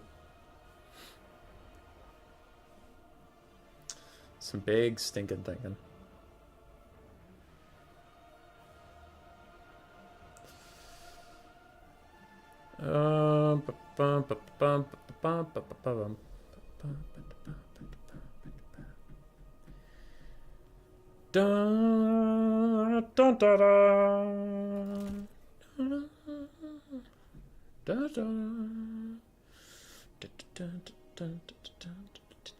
What am I thinking of? Is that Star Wars? Whatever I was just doing there, is that Star Wars?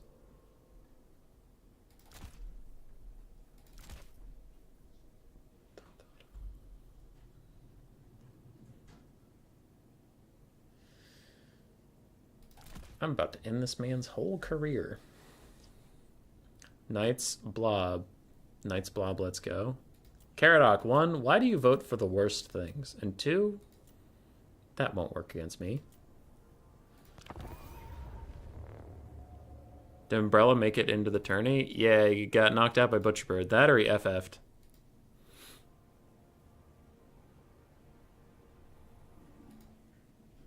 He is on the bracket. I don't know if he ever actually played.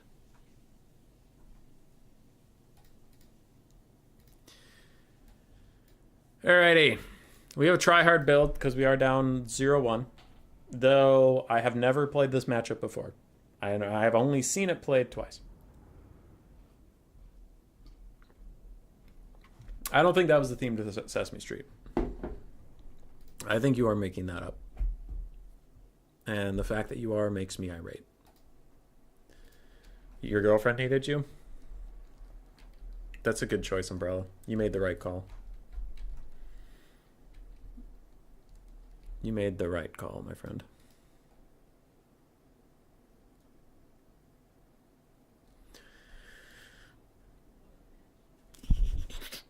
If anybody cares about quarterfinals, it is me and Lucinia, Wild Platypus, and John FB, Saber Shregnum, and Dark Horse, Hardress Warrior, and Butcherbird. That's where we are at. Gotta get your priorities straight, yeah. We've tested there's no cav unit in the game minus Mornfangs to beat the Mino 1v1 on charge. That's okay. What you sipping? It's basically a Moscow Mule. Ginger beer, vodka, cranberry juice, lime, and there used to be ice in it, but that is gone now. I think that's all I added. I think.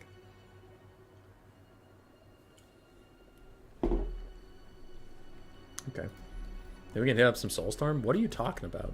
What the hell is Soulstorm? Enemy troop count is 483. Okay. I mean, okay.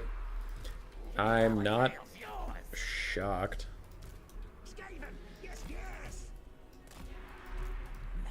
So, we have some Gutter Runners and Night Runners. Does Voidlaw still play? I don't know. I have no idea. He got banned from a lot of stuff for cheating. He had multiple accounts, so then he could enter, like, big tournaments with multiple lives, quote-unquote. So if he did lose, he'd get another shot, which is just kind of not cool. Nice drink toys, yeah. Alright.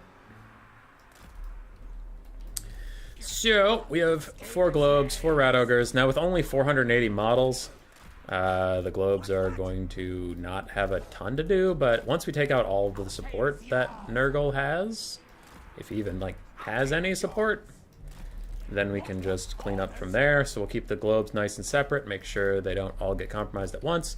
We do have the Rattling Gunner ROR in case of Kugath, and we need to just take him down. I do have that.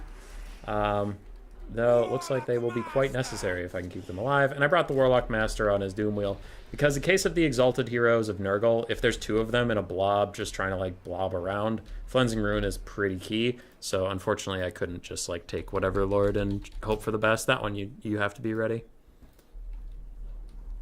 I'm Voidlaws. Got him. Hi, KV. Okay, so you guys are there. I also have this to net down stuff so I can get shot more easily. Teehee. You guys put on skirmish mode even though it doesn't work. Do that. Okay. Skaven slaves advance while we think. There's that hero blob. I don't want to say I was worried about. That I thought might happen. You guys go invisible because there's shit behind us.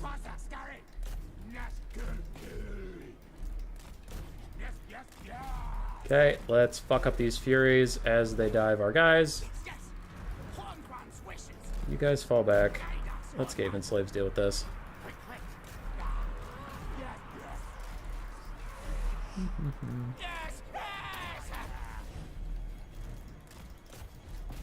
That is too big of a blob. That is taking a lot of damage. And since they're Furies, if they take too much, they will just start pooping themselves. which is no bueno for the main army. There we go. So all of them are dead. Okay, I need to roll away from the Nurgle Fergal squad.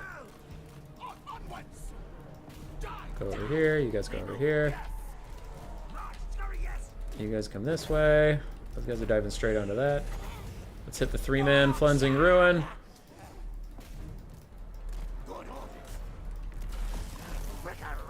Boop, boop, boop. Got rid of those Nurglings. Globes can move on. You guys can come over here and help with these. You can stay safe.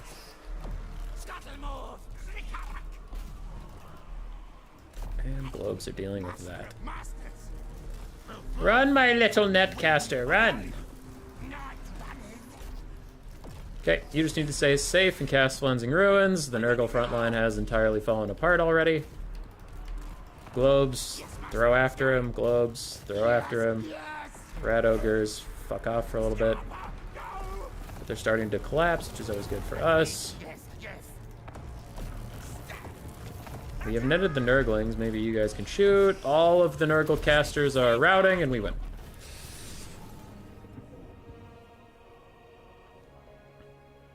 So this Nurgle build is basically 2 Exalted Champions. Yeah, that's why I had to bring Flensing Ruin. With that one cast, that's literally all he did. With that one cast, 1800 value. Against factions that are threatening to single entity spam you, you just, like, you need Flensing Ruin. You can't not have it. Because one fucking cast, 1800 value. I don't know, I'm going through values. Yeah. These guys dove my Rattling Gunners and insta-killed them, but then they just clustered up so much that my Globes and Rat Ogres could kill all 4 Furies. Good old account sharing and buying the early 2000s of MMO gaming. Isn't Kugath banned like all legendaries? Oh, you're super right, Stacky. I keep forgetting. Yeah, I keep forgetting. Flensing Ruin is dumb. I hope it never goes back to being a useless spell like it was in Warhammer 2, but it's currently a little overstrong.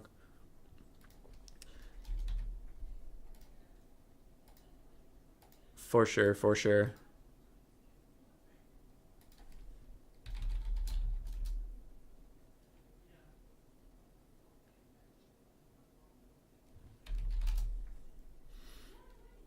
It was for Exalted Great Unclean One. Yeah. Alright. What's the last map? Galbaraz. Okie dokie. Galbaraz. Blocker is back up. Score is updated. We are gonna go Empire. Lizardmen. Greenskins.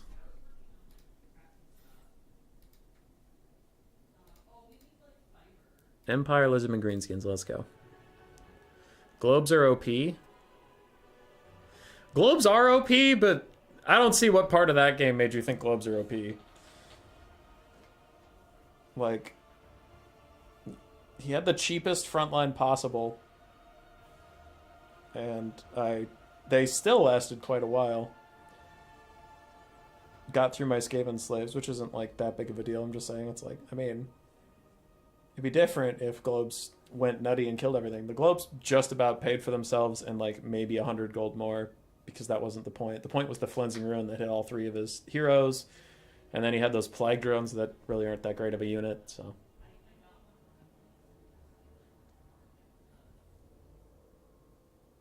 They killed the flies? I think you mean the Furies, and when 4 Furies bunch up in the same location like that, anything could have killed them. Like Burning Head could have killed them. Warp Lightning could have killed them. But the Rotflies mostly died to Rat Ogres. Rat Ogres and Night Runners and Gutter Runners. Explosive damage changes really help Globes. Yeah.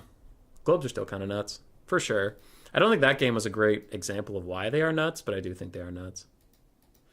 Alright, I went Empire, Lizardmen, Greenskins. He banned Lizardmen, and he's hovering Kislev.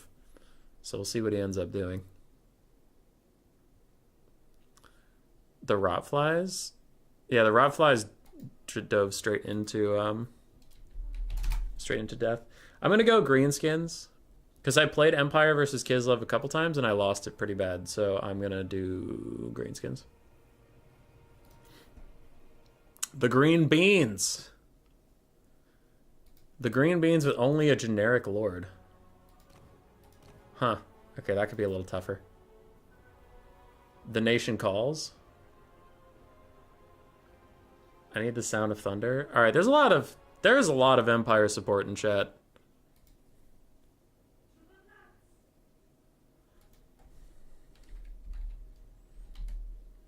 All right, too bad. I'm going Greenskins. I'm going for it. Okay, so I can take the Night Goblin War Boss, Orc War Boss, or the Goblin Great Shaman are my options.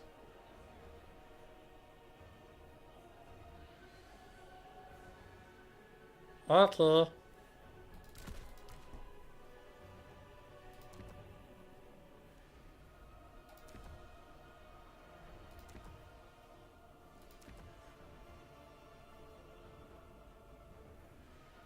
Now I gotta do big thinking. Alright, so 1 second here.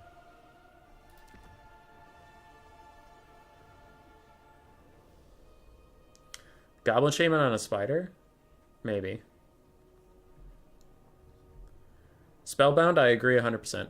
The only thing I'm worried about is being on a spider is so many of Kislev's units are hybrid, and that's just asking to get pew-pewed on.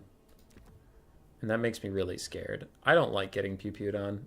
I don't know what you people think you know about me, but I do not like getting pew-pewed on.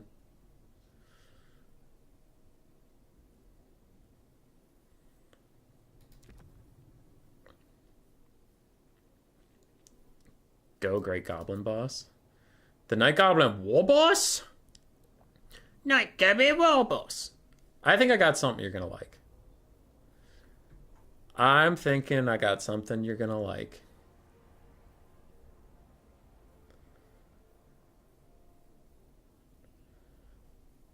On Galbaraz, of all things. Azag, because is he even really legendary without his stuff? That's pretty funny. Terror isn't as big of a deal. Yeah. So we go these. We go some of these. We go some of these. Oh, we gotta go with these. I mean, if you're not going with these, then are you even going with these? Because these need to be gotten with. And if you aren't going with these, then why are you even... You know. You know what it is. Okay, so we have that. Everything's going great. And then we take that, and all of a sudden, this just grinds to a halt. And now we suck. God, it blows not having Wurzag. I will say, fucking sucks not having Wurzag. Because I'm just looking at all this stuff. I'm like, imagine if I could give it infinite stats.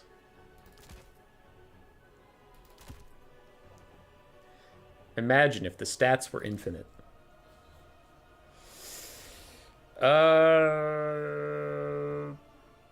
He has Net and Rampage. Kids with players always bring little Grom. Just put Grom in front of a tree. Exploding Squig. Is it Nasty Skulkers? Holy shit, Nasty Skulkers would actually be kind of nuts.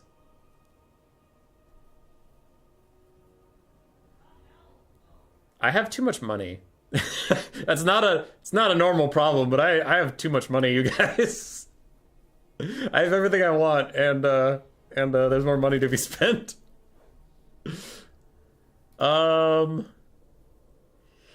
Sure.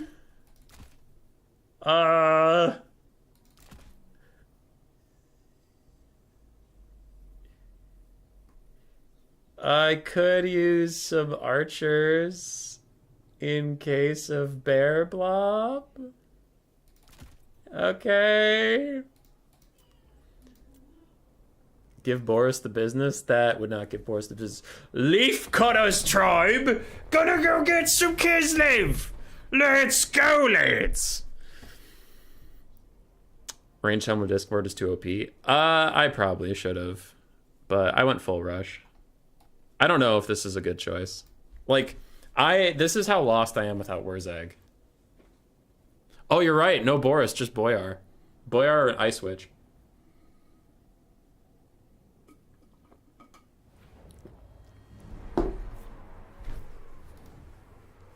None of the quarterfinals are done yet. And we're on game 3, so we have to be done after this one. I have no confidence in this build, man.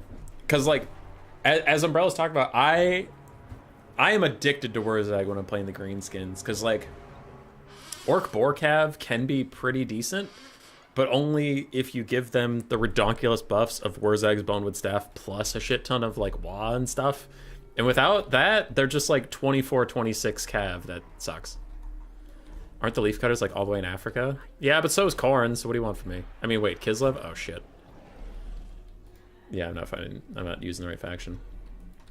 So, they have 800 models. Okay. We have Goblins as a front line, paired with Squigs to run up and provide some armor piercing against, like, Zargard or whatever the fuck. We have some Black Orcs. Here we go. I'm gonna give them a little bit more space.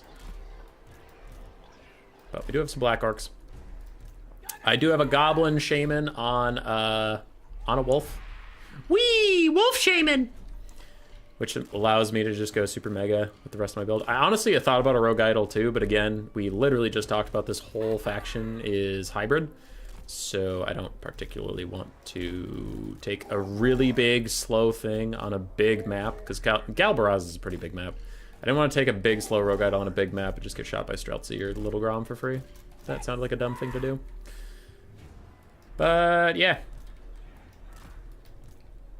Here we go.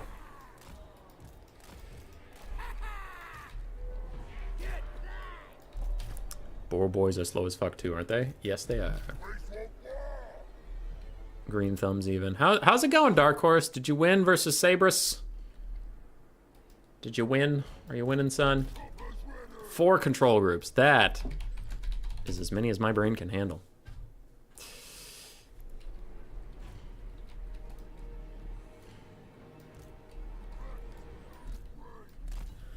All right, let's see what this is.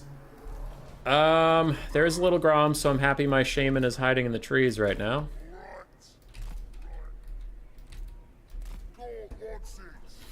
We have an Ice Witch of Ice with Heart of Winter, Guardian's Call, and that. We have the Patriarch with the Oath Brothers of Tor, a Kossar box around a Little Grom, and Armored Kossars with Great Weapons as a front line. Okay. Cool. So we're going to let our infantry advance, get up there before our mobility gets too far ahead of itself here. Gubbos, gubbos, gubbos, and gubbos.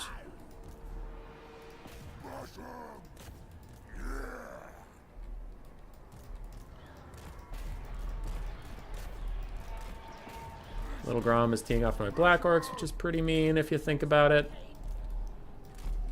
But we're doing okay otherwise. Now my Gobbo Shaman can move up a little bit.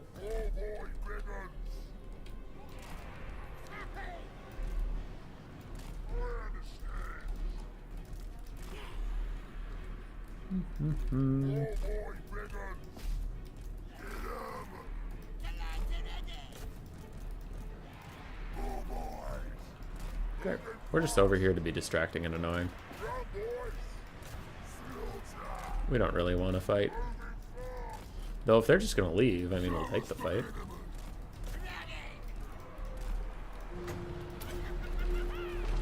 Okay. Using that real quick.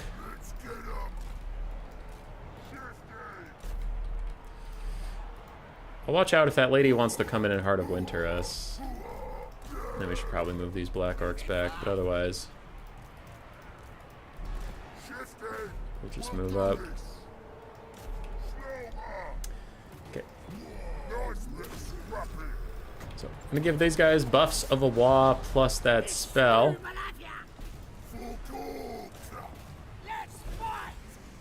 And the Boar Boy Biggins are gonna go try and catch the Ice Witch napping a little bit. We're gonna get some rear charges over here with our piggies.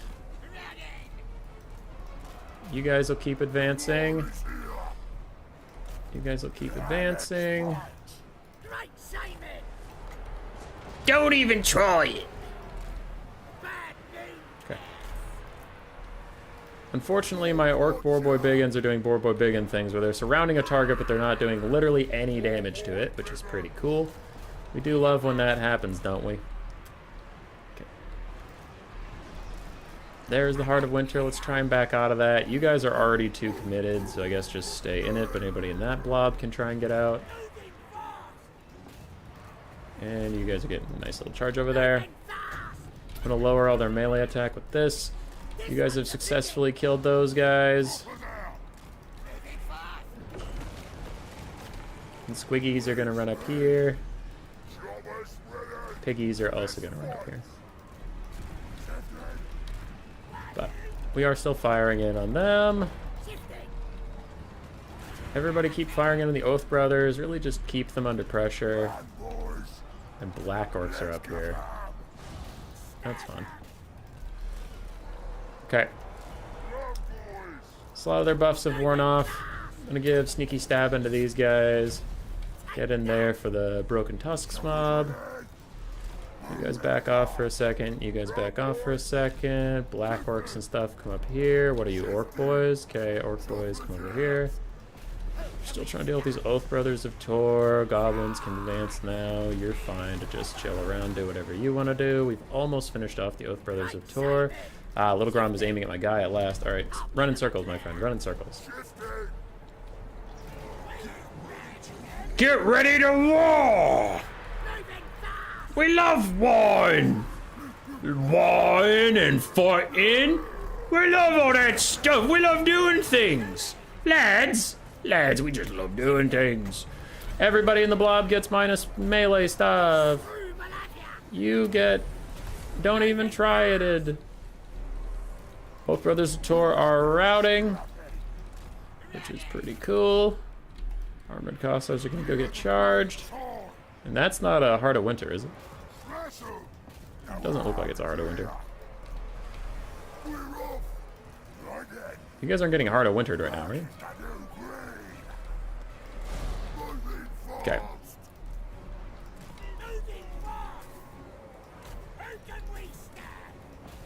I'm trying to just get in position to take care of everything that runs away eventually.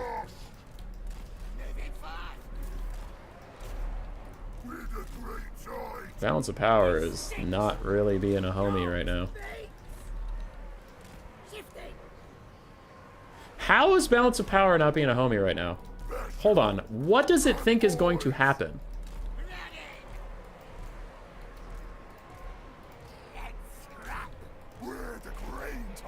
Okay.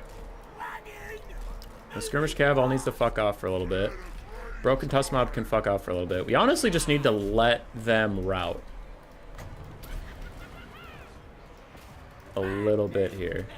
I am a little worried about one big Heart of Winter coming in, so I'm also going to move these goblins off.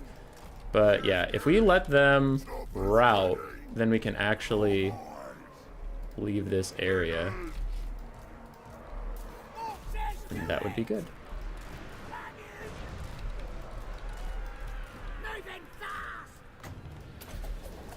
Dude, this Balance of Power is not feeling it. Jesus. Are they being serious right now? Am I missing something?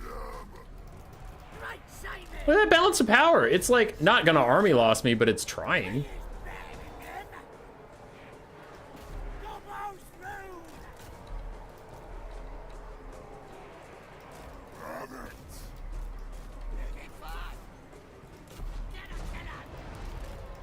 Oh shit, Little Grom just shot my poor boys. That's not nice. Okay, those have shattered. Those guys ain't coming back. Goblins, get ready to return.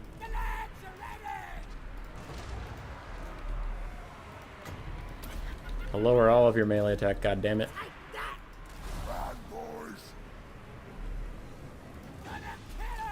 Okay, Spider Riders fall back. You guys fall back.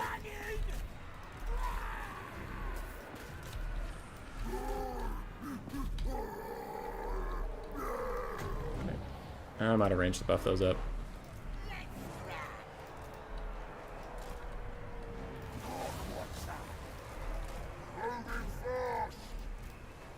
Like, Am I delusional or what? Look at this balance of power. What does it think is gonna happen? What the hell does it think is gonna happen?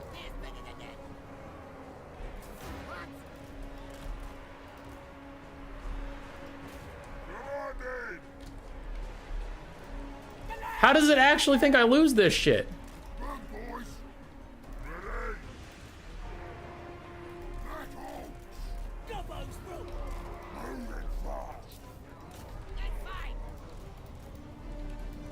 Okay, we're sacrificing a boar boy to the heart of winter. Little Grom's trying to shoot my mage. I need to move him.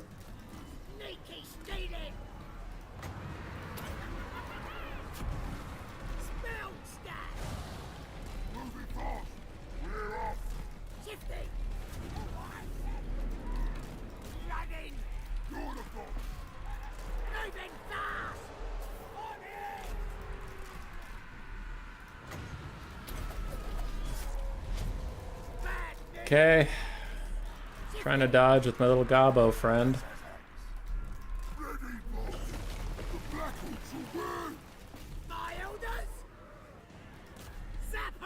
How am I actually getting army lost right now? Oh my god, that hit him. How did I just lose? What the fuck? How did I just lose? That was some horse shit. What was that balance of power? We were fine. We were completely fine.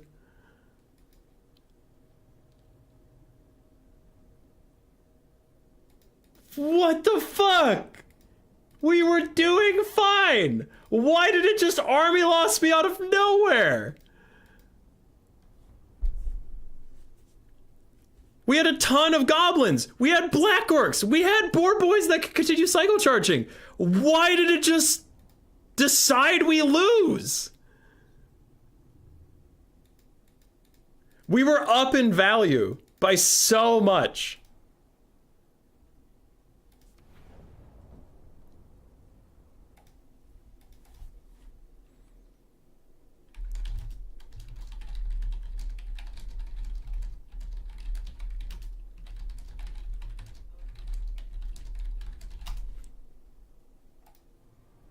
That was awful.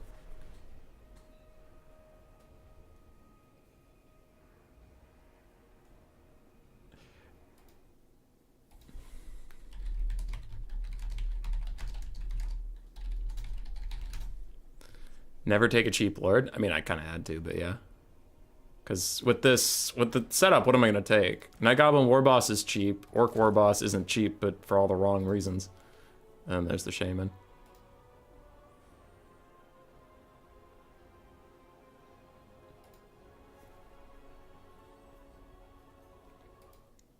That's so upsetting. Also, you could see a lot of the issues with not having Wurzag, because, man, boar boys just ain't doing it. They ain't doing it without the Wurzag buffs.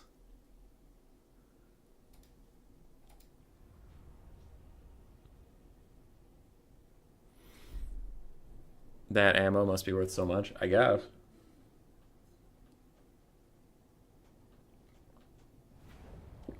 Greenskins stats need a buff. They sure do. Greenskins stats do need a buff, but then Wurzag will need nerfs. Because, like, Orc Boar Boys have 22, 24 for melee stats, which is just pathetic. But then with Wa and Wurzag's Bonewood Staff, if you gave them buffs, it would actually get loony real fast.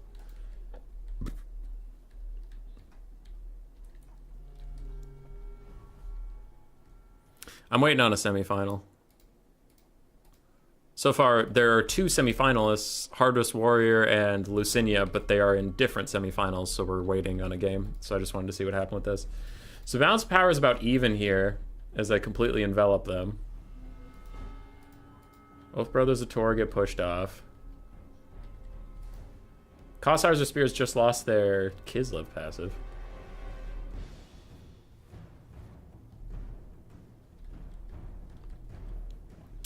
Then balance power thinks we're losing. As I kill more units, it just keeps getting worse. Balance power just keeps getting worse as I kill more Kislevites. Ice Witch gets surrounded by Orc Boar Boys, but her 40 melee defense versus their 14 melee attack. Oh, 14 melee attack. They are worthless at that point. And then a Heart of Winter that I dodge with all but that guy, and then I do charge in with some Spider Riders, but I just had to fill the attacking roll for a little bit. And then Balance Power is trying to army loss us. Well, we have Black Orcs and Spider Riders surrounding this Little Grom. Little Grom, surrounded by Spider Riders, shoots at my guy over that anyway, hits him, causing army losses. But I had Boar Boys, I had a half-health Goblin, had some Black Orcs left. All this stuff is like heal capped. Ugh. That is dumb. There. Platypus made it to the semifinals, so we do have a semifinal go cast. I just want to see one thing. I swore I caught out the Ice Witch, and I felt really good about it, and my Boar Boys did like 0 damage.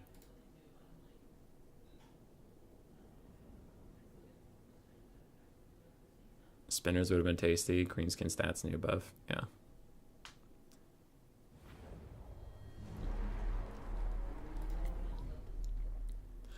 Kislev too good. This matchup's good for Greenskins. If I could take my Legendary Lord, for sure, it would be good for the Green Beans.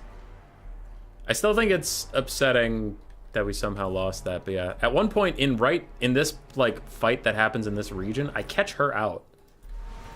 She charges into wad up Boar Boys.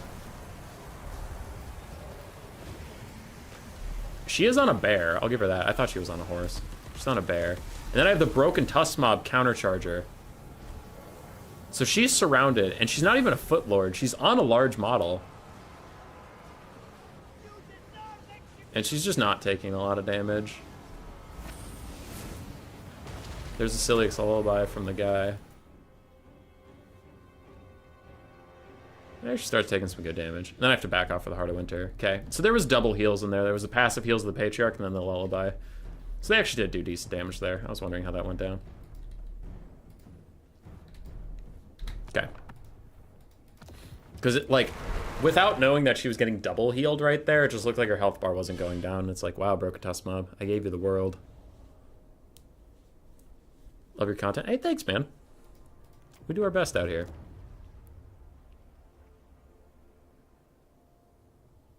She's healing throughout it? Yep, for sure. I didn't know that the first time. Because, like, without knowing that she's healing, that looked very confusing. Where it's like, I got to surround with elite anti-large cav that got wad. And they got the charge on her, and they're just doing no damage. But rewatching it, they were doing damage. It was just getting healed as fast. Okay. So, you or Platy host? So we're entering one of our semifinals. It'll be Lucinia versus Platypus. On the other side, Hardress Warrior is going to battle Sabris.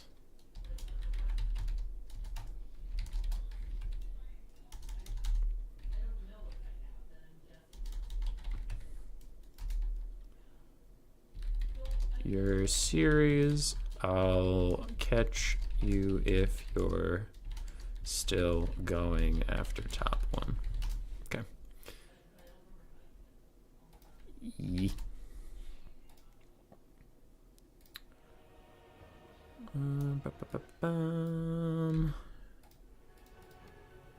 They sent me a thing. John Ratladder, spectate 1, 2, 3. I have a blocker up. Yes, I do. So we do get to see RTK's menacing Platypus. Very, very good domination player. Hey, Retro, I'm glad you had a good time. I'm glad you had a good time. Platypus is a very good domination player. He is also a streamer. I don't know how often he has been streaming recently, but he does have a YouTube and Twitch channel. And he posts that stuff on Turin's Discord. So if you see him on Turin's Discord giving an at and you want some domination content, he's a pretty good guy for that sort of thing. He's also been on our stream co-casting some of that Warhammer World Cup thing with me. I'm going to do Arctic Platypus because his name is long. But, yeah. Good guy. Good streamer.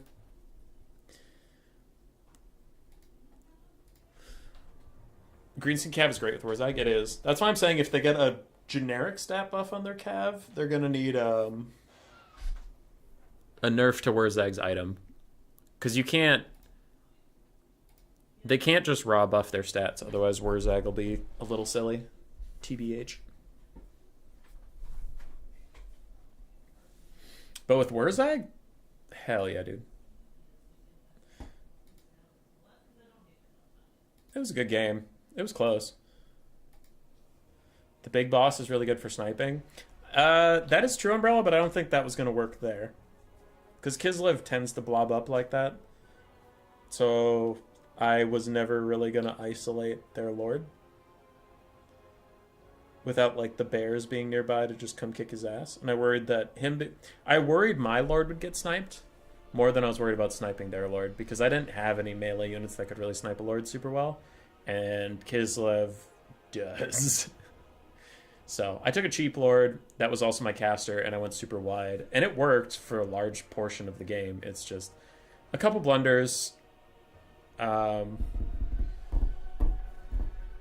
Yeah, a couple blunders, getting hit by too many little Grom shots on my lord, etc., etc. Could have played better, could have built better. Doesn't really matter.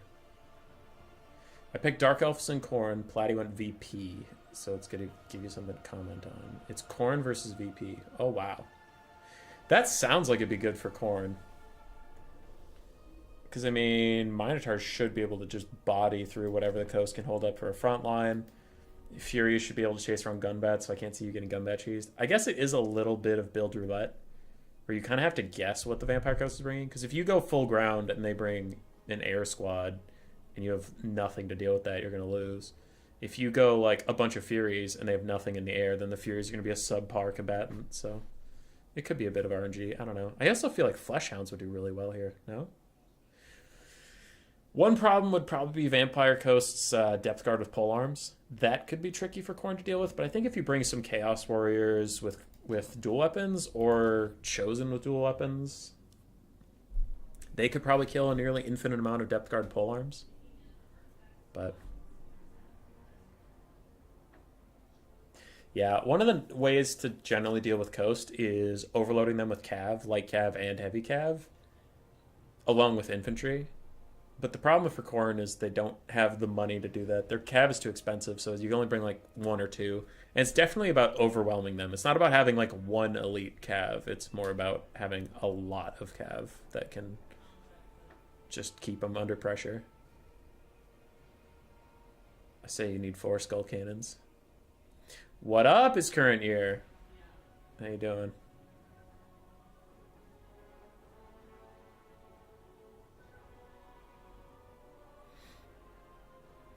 Okay. These guys are building their builds. We are in the semifinals for anybody who cares about looking at the bracket. Here it is. It's also linked in the YouTube description, so you can see that. And I am going to go get some water. BRB.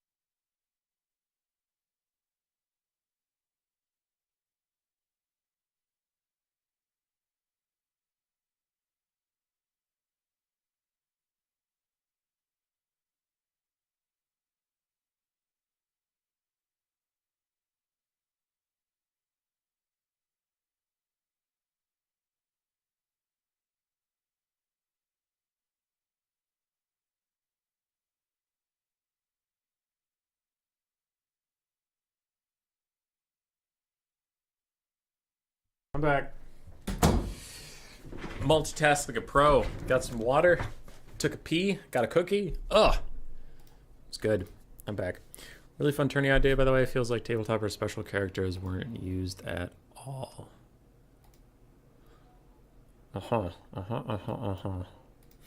Yeah, it was, I don't know. I haven't been hosting a lot of tournaments because I was busy running around going to board game conventions and stuff, so came back a couple fun ones. We have a single build tournament tomorrow. We had No More Heroes today. And then Friday we have Cool Umbrellas Friday Night Fights, which is a pretty straight up normal land battle stuff. And then Saturday we have ODM's weekly tournament, which is more straight up land battle stuff, so. Yeah.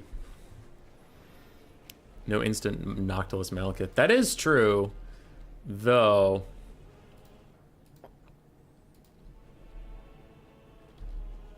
I think the vampire casters are generally fine. So what do we got here for builds?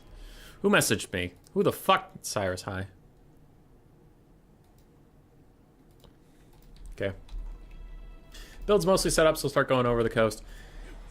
Pole arms mobs in the front line. We do have some pistol mobs in the secondary with the double sword deckhands mobs, triple bombers, more pistol mobs, and then triple depth guard with pole arms as the back. We have animated hulks throughout the middle, just for a little bit of mass. We do have a gunnery white with scab scraith for some pokey poke, and a vampire fleet admirals with pole arms, so kind of a discount Noctilus with summon, invocation to hack, and Van Horseman speculum for an AoE kind of Helmet Discord looking ass thing. What up, Wicked? Dark Horse. You're silly. Isn't there a single build tourney? That is tomorrow. Hi, Cyrus. On the other side, for Khorne, we do have Marauders. We have some Marauders with dual weapons. We have Minotaurs. The Mino bus is back, 2 of each type. We do have the Herald on his motorcycle with a lot of buffs. We have 4 Furies in case of bats. I am immediately concerned these depth guard with polearms are going to be MVPs, because the infantry quality from Khorne is too low to actually grind through them, but we'll have to see. Meanwhile, pistol mobs are teeing off onto the Harpies a little bit. I assume this isn't round 1 anymore since Ratboy got knocked out. I made it to round 2, and then we had a very close series that I literally just lost a second ago, but yeah. We had a close series. Had a Bretonnia versus Khorne game that was very close, and I'm very proud that I even took it close. And we had a Greenskins versus Kislev game that I should have won, but Balance of Power was like, fuck you, nerd, and it was funny. Alright, Fury is showing their struggles with their low leadership and the crumbling. There is one Fury that's already dead. It is not going to rally even if it wasn't getting shot at, but it is still getting shot at, so it's just going to die. The other Khorne Furies are diving in. They are going for the pistols, not the bombs. Interesting choices. The bombs are going to make their Marauders' lives a living hell. Though it looks like the bombs are having a little bit of friendly fire, so maybe not everything is terrible. Furies diving in onto the pistol mobs. One of them is just going to crumble from getting shot, and more scab scrates are coming through from the coast. The coast are off to an early lead in value and battlefield presence, but here come the Minotaurs, the real difference makers. They do plow straight in, dealing some damage to the animated hulks, but I wonder if they will get stopped up. Big overcast invocation hack, trying to keep the front line alive.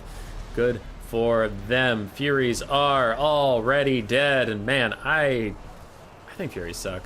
I know Tobias Fate was streaming and talking about how Furies are OP and nothing can ever beat them, but I just watch Furies instantly die, and I think they're trash.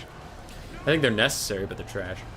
Minotaurs of Khorne trying to push through the front line and now get back to the pistol mobs. Good for them. Damage value is going in favor of the coast, and so is the balance of power ever so slowly. Ever so slowly. Minotaurs still pretty healthy as far as Minotaurs go, though they are taking crossfires from pistols that they don't really enjoy too much. I think we're even getting some summons out from Platypus. I think he's just trying to delay this frontline fight for as long as possible. Just keep things going. The pole arms have joined the fray, and the Minotaurs are not going to enjoy that as long as they are in combat. Bombers mucked up by the Herald of Khorne, though if the pistol mobs turn on him, he is going to take an ass load of damage, so he's got to be careful of that. Minotaurs finish off another pistol. And the pistol mobs are actually still focusing on the Minos. They don't give a shit about the blood frying, which is fine, I guess. Depth Guard do kill off one of the Minotaurs of Khorne. There we go. Now the pistols are targeting our friend, the Herald. the Herald.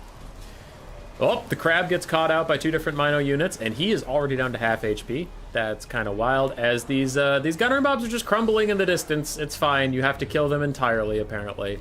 But you can see now that the Depth Guard joined the fight, the Minotaurs just get completely fucking destroyed. They're all gone. There's only one unit even still here, and the Herald is fighting. But the Marauders lost the frontline fight due to bomber support and animated hulks and whatnot. And that is probably going to be GG for our friend Khorne.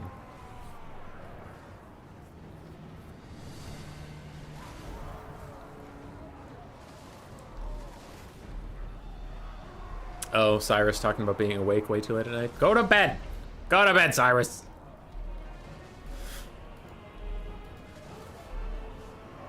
Oh my god, these pistols are still here!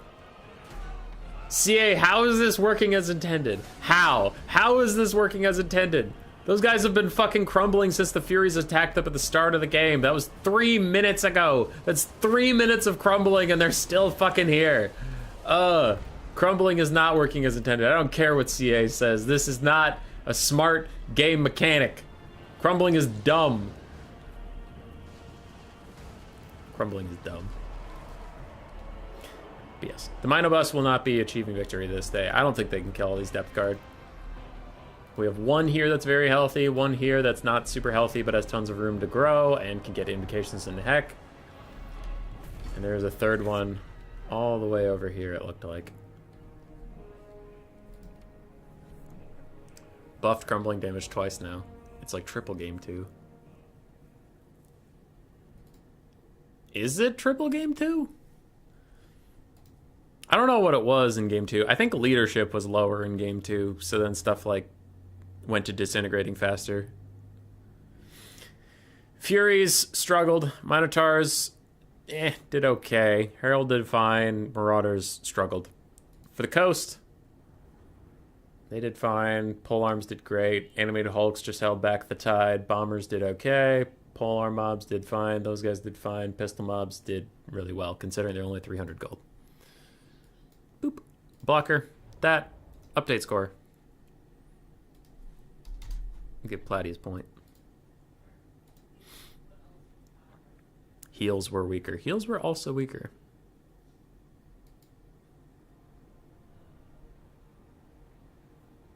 Which is still absurd. Yeah. And you have to remember that leadership in game 3 isn't working as it did in game 2. Maybe it's because of ultra size. Maybe it's just how the game works. But, like, nothing breaks anymore. So, there's a lot going on. But undead are silly. Alright, Lucinia flips over to Nurgle, which seems bold.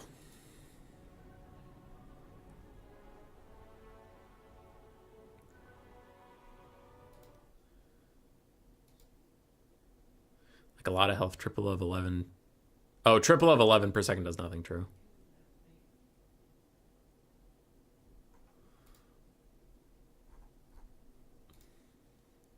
Do y'all even lift? Yes.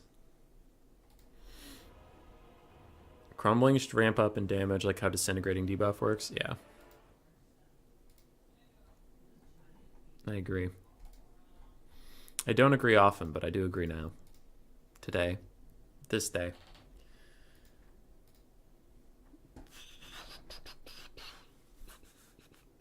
I am really upset that my stream has the wrong thumbnail. Why the hell does it have the wrong thumbnail? It had the right thumbnail in the... It has the right thumbnail. What the fuck? Okay, while these guys do their picks and bans, look at this dumb shit. Look at it. No more heroes. Live. That's it. If you click on it, the thumbnail is that. The thumbnail's that. The thumbnail's that. Okay. All right. Cool. Well, let's go back to YouTube. And I'm streaming an ODM community tournament, apparently. That's annoying. You're annoying me, YouTube, you dumb bitch. Ugh. And then also in my posts, it says the ODM community. YouTube! YouTube! Why do you do this? YouTube! Where are you getting that picture from? Where? Where are you getting that picture from? It's none of the pictures I put in that thing. I'm not mad. I'm not. I'm not mad.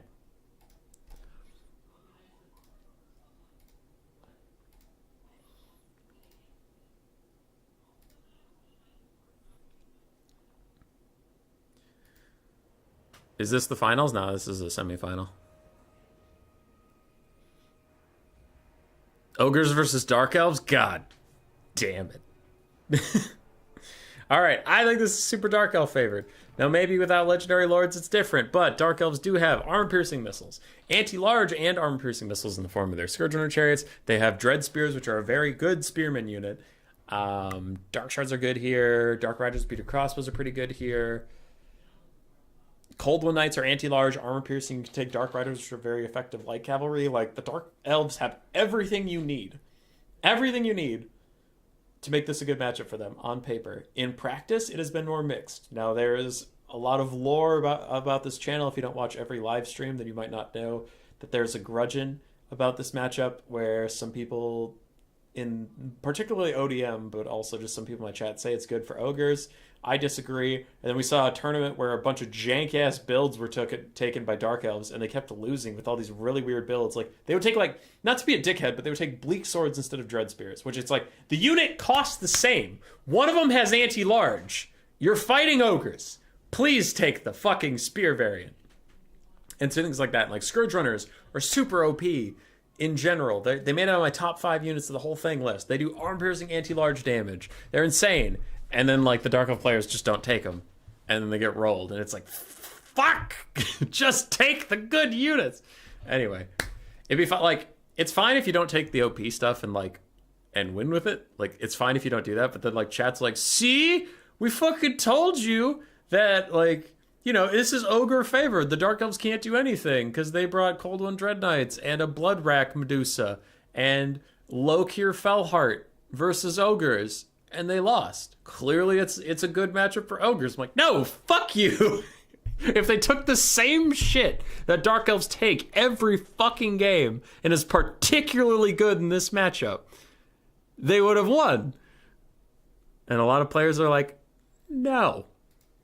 I refuse to take the good units.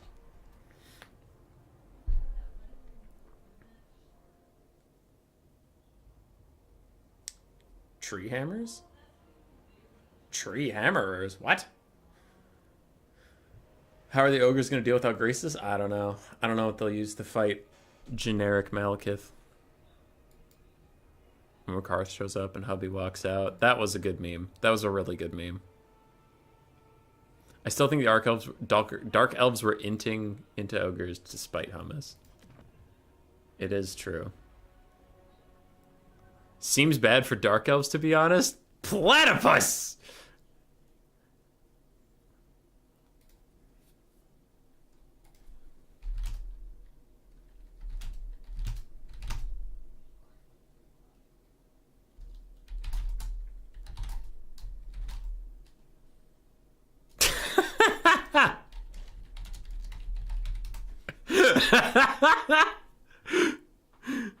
I tried to stop him.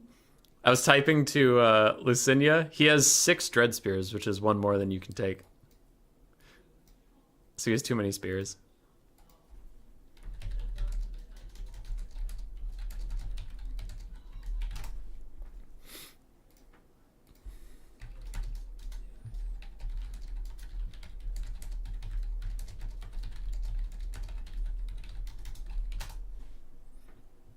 Okay. Yeah, he took 6 Dread Spears. You can't do that. Can't even do that in quick battles. That's not even a boo land battle tournament rules. Boo. That's just like a... Even if you had unit caps on, you couldn't take 6 spears. Recently Lord Malekith pays less for his dragon than Rakarth. Lokir. And I think the generic casters, so that's fun. That is pretty silly. So is it a Sister to Slaughter spam this time? Oh, we'll see.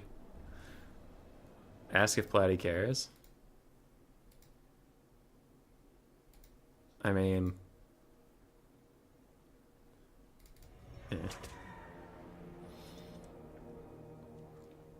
I don't think a spear or a sword will make the difference. It's the principle of the thing, Mr. Cyrus.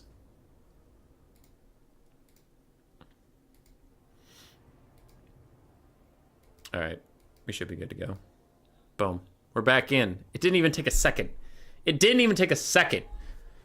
But Human Boy, the countdown is 5 seconds. And then the loading screen is surely... Shut up. Didn't even take a second.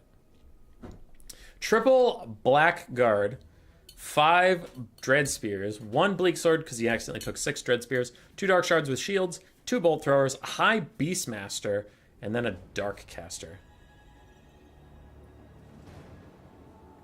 I'm worried about the Blackguard. Honestly, they're fine. Like, I get it. They're an elite halberd unit. I understand the concept. I think there's more consistent ways to deal damage. I think Cold One Knights have a little more agency in how they deal damage. I think Scourge Runner Chariots, Scourge Runner Chariots, Scourge Runner Chariots are incredible, and I hate when Dark Elf players don't bring them here. I am really mad, but I'm gonna be fine. The Bolt Throwers, I think these Bolt Throwers should be cut for Scourge Runners. I think you should have gone with the generic Lord. Now, I mean, like, maybe Lucinia's just having some fun, but if you want my opinion on what a build is for your quick battles, either go Malice in a caster, Malekith on his dragon, or if you want to go with, like, a generic Sorceress as your Lord, save some money there, cut the Bolt Throwers, get triple Scourge Runner Chariot. The front line of Dread Spears is fine. Yeah.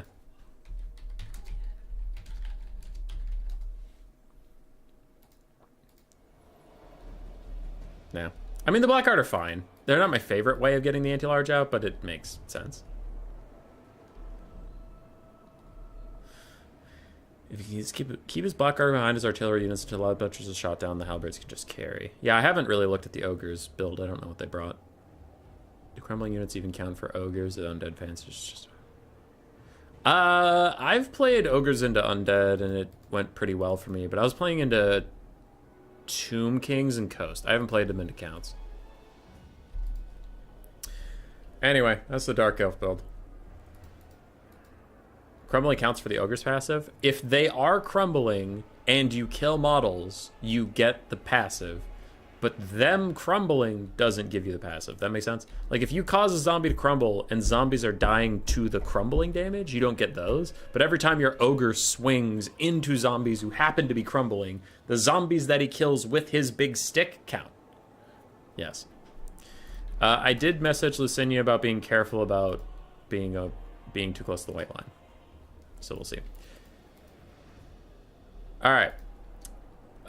For the Ogres, we have some Noblar Trappers. One is in the Vanguard. So 2 Noblar Trappers. We have a Lead Belcher. We have the Sky Striders Crushers, a Sabertusk Pack, Slaughtermaster of the Great Maw with Bull Gorger and Troll Guts. A whole bunch of Noblars across the back line. Ogre Bulls, Iron Guts, Ogre Bulls with Iron Fists, another Lead Belcher, and another Sabertusk Pack.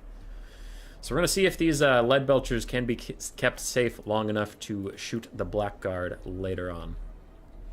Okay, he is far enough from the white line now. He should be okay. Should, because these guys have, what, 350 range? It's close, but fine.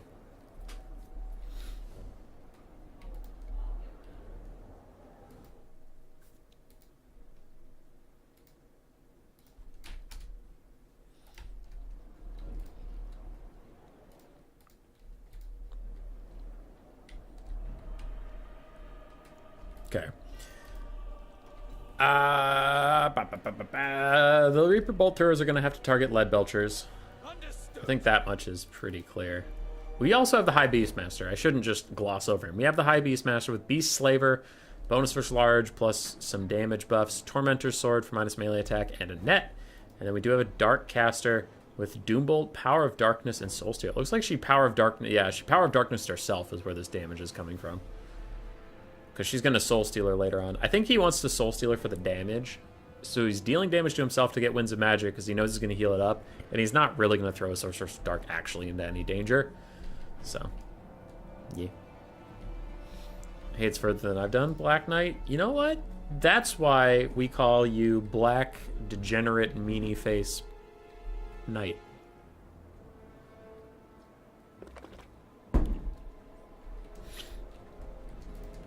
So Bolt Throwers are just shooting at Noblars for now. They'll shoot at Ogres when they can, but they are just, for now, shooting. Shooting to obey the attacking rule and not give up their position, because he is on, like, a slight hill that he wants to stay on, and he's kind of making the Ogres awkwardly walk around this house, walk up into these trees. I don't know. Dark Elves are just enjoying making the Ogres uncomfortable for now. For Platypus, his Lead Belchers aren't threatened so far. Both of them are just fine. He is sneaking up with some Noblars that are actually going to get in range pretty soon, though they are spotted now. I wonder how quickly the Dark Elves realize that they're even there. Sorceress of Dark has taken a good amount of damage. I think she's used Power of Dark on herself. Yeah, she used it both times already. So she's just waiting for a Soul Stealer. High Beastmaster lands in the middle of the Lead Belchers. He is trying to deal some damage, but God, we have seen this so many times before. If you land in the Ogres, you have a hard time ever leaving the Ogres. And in the background, the Nobblar Trappers did successfully get up to the Reaper Bolt Thrower, and they are just sneaky throwing darts in. And unless the Dark Elves realize they're there, they're going to get a lot of value out. But I don't know if the Dark Elves can do that. They're busy, right? I think Lucinia's attention is probably trying to get his High Beastmaster out of here. After a Soul Stealer went off and he's still trapped on the ground by Ogre Bulls and Sabertusk packs, he's taking a lot of damage. Now, he did do some decent work to the Lead Belchers, but they're still alive. And now the Dark Elves realize that the Nobblar Trappers are there, and they're going to turn around with their Dark Shards and just immediately take them out. But still, it got pretty good value taking a Bolt Thrower quite low. Beastmaster still locked on the ground. Ooh! The Sky Striders are coming over. They sense blood in the water, and they're just like, hold them for a little bit longer, guys. Just a little bit longer, and we're coming. We're coming in hot.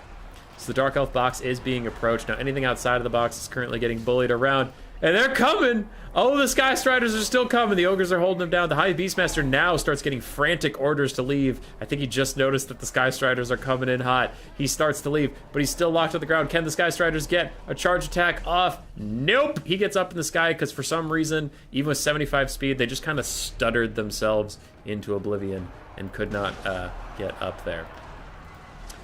Now, our second unit of Lead Belchers is in range of the Bolt Throwers, and that's what they are firing at. Meanwhile, both Bolt Throwers are trying to finish off this Lead Belcher. That does have 7 models, so it is something decently dangerous if you just let it come back for free. The High Beastmaster is coming home. Sorceress of Dark is thinking about landing on the Lead Belchers. Maybe with the Slaughtermaster nearby, that wouldn't be such a good idea, because he could run back and beat her up a little bit, but we'll see. Sky Striders are probably going to go over there and play protection for a little bit. Meanwhile, the damage value is actually very similar. It's very, very similar. The Black Guard have been engaged now. The first line of Dark Elves is starting to rout, which the Ogres are going to have to follow up on. They're going to have to really punish that. And oh, here's a big moment. Tormentor's Sword was cast from above by the High Beastmasters to keep the Sky Striders occupied. And the Lead Belchers getting a Troll Guts to keep them in the fight. Now the Sky Striders are coming, and there is nothing but great targets over here. If these Sky Striders can kill one or both of these targets, that is going to be a great trade for the Ogres. Even losing your Lead Belchers that you eventually need to kill the Blackguard is fine if you get a Lord and a Mage in trade, and it looks like that might be the trade. With Frostbite on these guys and Sabertusk also saturating the area, I really just don't see them being able to leave. Dark Elves are in mass exodus. Everything besides the Blackguard is fucking off to the hills, and for Ogres, that is a party. That means they finally get to start charging up their passive. With their passive, they can get out a Butcher that'll heal up maybe even these Lead Belchers over here, or the Sky Striders later on. Who knows? But they're feeling good. Murderous Prowess just popped for the Dark Elves, but it's too late for like 90% of their army. Again, they're mostly running, so they don't get to use their melee stats. The Sky Striders somehow letting the High Beastmaster out, but with their... Oh, he has 85 speed. They haven't hit him in a long time, because otherwise they'd be frostbiting him. They're doing that dumb thing where they just run after him. There they go. They catch up to him again. His speed lowers, so he's frostbitten. And them's the breaks. Now, these Lead Belchers are here. They're firing at the Blackguard, who are walking in that weird Warhammer 3 single file, and it's just getting them eviscerated as they walk up in a straight line. Oh, God, they've got to widen out. They've got to widen out. Come on, hit him. Hit him again. Oh, straight up the pipe. Do it, do it, do it, do it, do it, do it. It's so satisfying. I mean, it sucks to be the Dark Elves, but it's so satisfying. Meanwhile, the Sky Strider kills the High Beastmaster, but who gives a fuck about that? We had like a perfect Lead Belcher angle, as now the balance of power shifted extremely heavily in the favor of the Ogres. You still have a Lead Belcher with nearly full ammunition and plenty of health. It can kite out the Blackguard all it needs to. Dark Elves are running in every direction. Now, somehow they rallied a bit on this high ground. I don't know quite how that happened, but it looks like the Ogres should be able to get it back under control with plenty of time.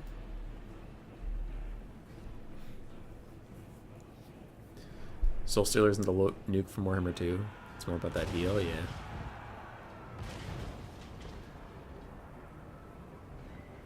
Remember when Gorges were a thing? Yeah, I did bring him versus Black Knight. It was Greenskins versus Ogres, and I thought he would take from the School of Cool Umbrella and take that ROR catapult thing.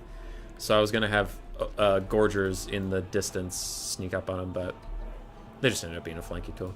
Lead Belchers, a little bit of drop micro from Platypus. They get caught by the Blackguard, which just shouldn't happen, and the Sorceress, so they are going to get routed off. I still think it is too late for the Dark Elves at this point. There's just not enough they can do. Beastmaster was a bait for the Soul Stone, but ended up being a bad trade. Yeah. If you're a gifted player, you should receive the Tobias Fate Timer 1-dit scholarship to practice at the Ladder Institute.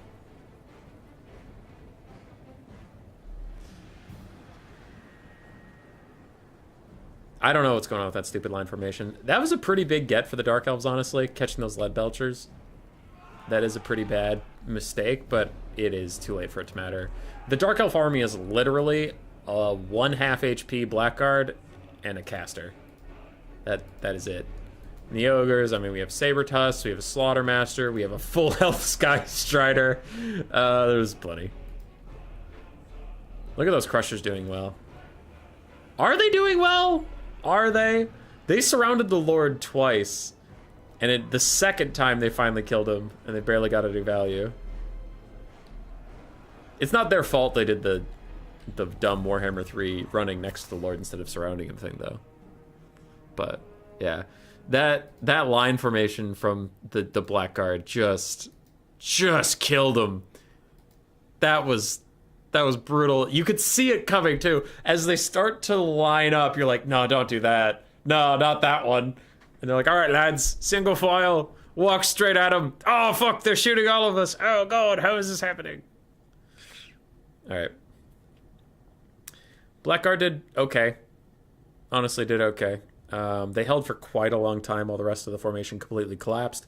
And it took the Lead Belchers getting some pretty significant shots on them to take them out in the late game. High Beastmaster, for a kind of for fun tournament, it's a fine pick. He does have anti-large armor piercing. I think that's fine. I just think he got a little too hyphy. I think he dove too early at the start, took a bunch of damage he didn't need to. Otherwise, I really did like his prioritization of the Lead Belchers being really annoying back there. Was quite nice, but he got his hand too deep in the cookie jar a couple times. He got caught, but otherwise it was fine. I really don't believe in the bolt throwers. I think Scourge Runners are just fare better here. Bolt throwers are generally underwhelming. You can ask most elf mains, and they'll tell you that bolt throwers are not good at the moment. On the other side, for the Ogres, it went well. One of their Lead Belchers got shut down really quickly. The other one got protected up until the last second. Then a little slip up, but the game was already well in hand at that point when the slip up happened, so it's fine. But one Lead Belcher is all they needed to keep safe to the late game. Sky Striders were just fine. They were healthy. They had a lot left to give, a lot of cycle charging to do. And then Sabertusk packs, basic Ogres, and Nobblar Trappers really doing the work. Terrible for Dark Elves. It's true, Platty. It's true. Golden Knights or Scourge Runners would have helped. Yeah. Y'all are silly. So Platypus has advanced to the finals. Sabrus Regnum and Hardress Warrior are still fighting. And I have no idea how far along they are, so let me... Just not versus Monstrous Infantry, yeah.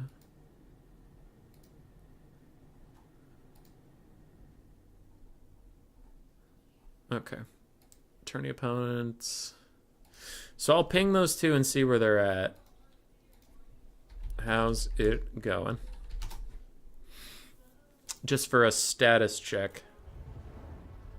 I could continue my Slaanesh campaign.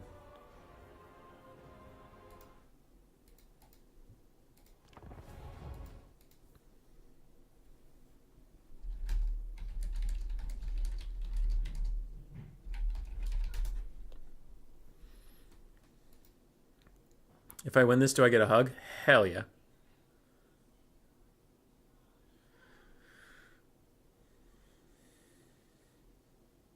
Platty, how you doing? I promoted your stream a little bit earlier, but you're a mod for that exact reason. So you can promote whatever you want to promote. Or have you not been streaming recently? I haven't seen a lot of your pings around the Turin channel, so either you haven't been pinging very much, or I haven't noticed. But yeah, if you haven't been pinging, then I haven't been noticing. I am a creature of pings. This is true for anybody.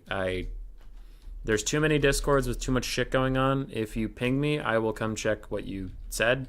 If you do not ping me, I have no idea what's going on. Okay. So we are in the other semifinal. They just left game 1 and they are entering game 2. Wait, yes, they just left game 1. They're entering game 2, just doing picks and bans now, and Hardress Warriors up 1 point.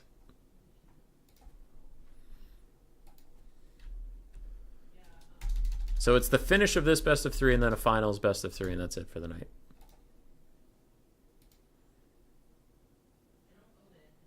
Ping is king, yeah.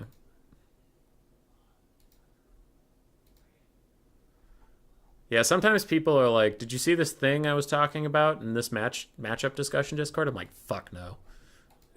so you gotta ping me to let me know what's going on. Ping is king, yeah. Yeah. I did, dude, when I was starting out, people gave me so much shit for pinging when a stream was live or pinging when a tournament. Those are the things I usually try to keep it to, is tournaments are up or stream is live. And people were like, don't ping. Like, pings are annoying and I don't look at them. And like, if someone pings, I actively choose not to look at them. And I'm like, okay. I swear I went from 10 viewers a stream, because this was really early on. 10 viewers a stream, and then I didn't ping and I had like 3. And tournament signups went from about 10 as well down to like, I canceled 2 tournaments in a row because we had less than 4 signups. And then like I ping, and some of the people that were complaining about the pings again messaged me and they're like, I thought you stopped pinging. And I'm like, I had to cancel 3 tournaments. And they're like, what 3 tournaments? And I'm like, exactly what 3 tournaments? The ones I didn't fucking ping for and nobody knew existed. That was so funny. Like, it was almost verbatim that. Just like, don't ping stuff. Okay, a week later, ping. Why are you pinging? Because people didn't show up for the tournaments. What tournaments?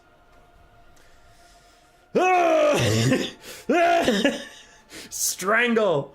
So, yes. We do ping a lot. Alright, Fat Kid Reeses, you have a good night.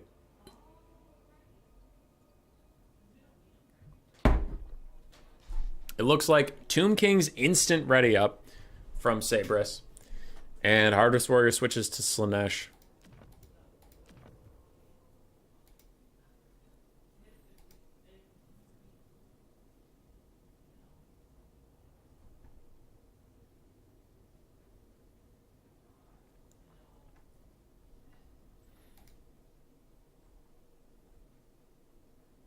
You get annoyed by random silly pings? Yeah. Okay, behind the blocker, there's a legendary lord getting currently customized, and I am gonna message that person and say, knock it off. Knock it off!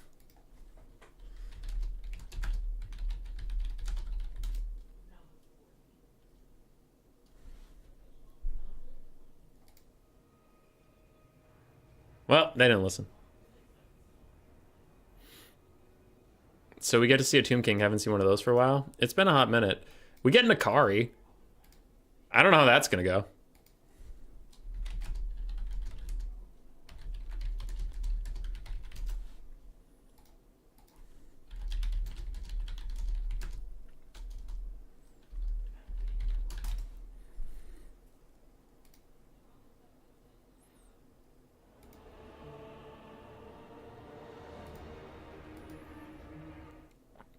Oh, he's out.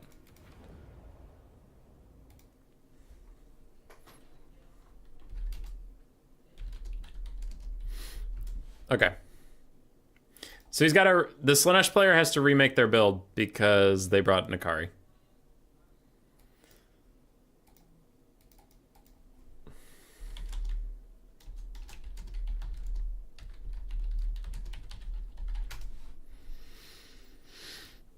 Okay. So we'll wait for them to come back.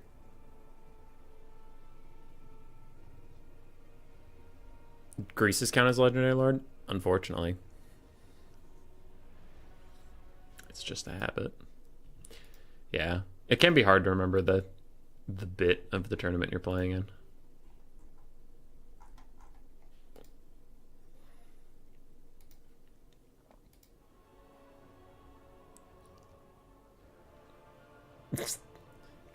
Fucking Sabrus, man. He's bringing this build again.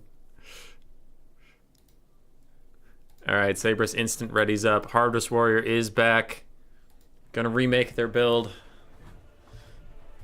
You know what's funny is I like the bit of the tournament and stuff, but then when it denies you a cool lord like Nakari, you're like, no! Damn it! That looked kind of cool.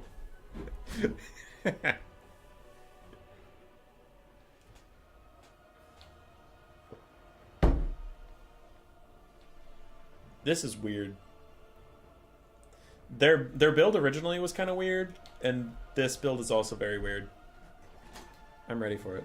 Hello! You almost forgot the tea? That would be mean of you. It's sweet cinnamon spice because I knew you didn't want a black tea, but... Thank you. Yeah. Hey, but wait, before you go. Hello. Oh, What you doing? I'm starting to go. Oh, still? Okay, never mind, go away.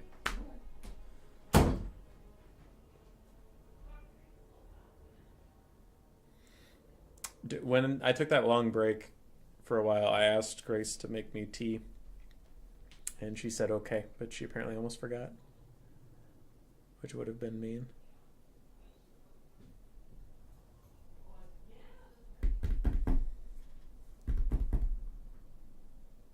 Hardress is thinking. Hey, let's go. 0 gold spend. Okay, it's slightly different, but it's the same principle, and I am very concerned. It's a frontline of Forsaken, which is really strange because like the meta for this matchup isn't, I won't say it's like figured out 100%, this is what you take and you win the game, but Slaanesh seems to have been having a really good time with taking Chaos Warriors with whips. Like that is across the board, whatever variant you want to do of this build, Chaos Warriors with whips trade very well into the front line and they do quite nicely. Now Forsaken are as expensive, maybe more expensive. They're in the same price range. And they just like on paper, I am not feeling it compared to the Chaos Warriors with whips. They have 20 less melee defense. My god. Okay, while they set up, let's take a look at this.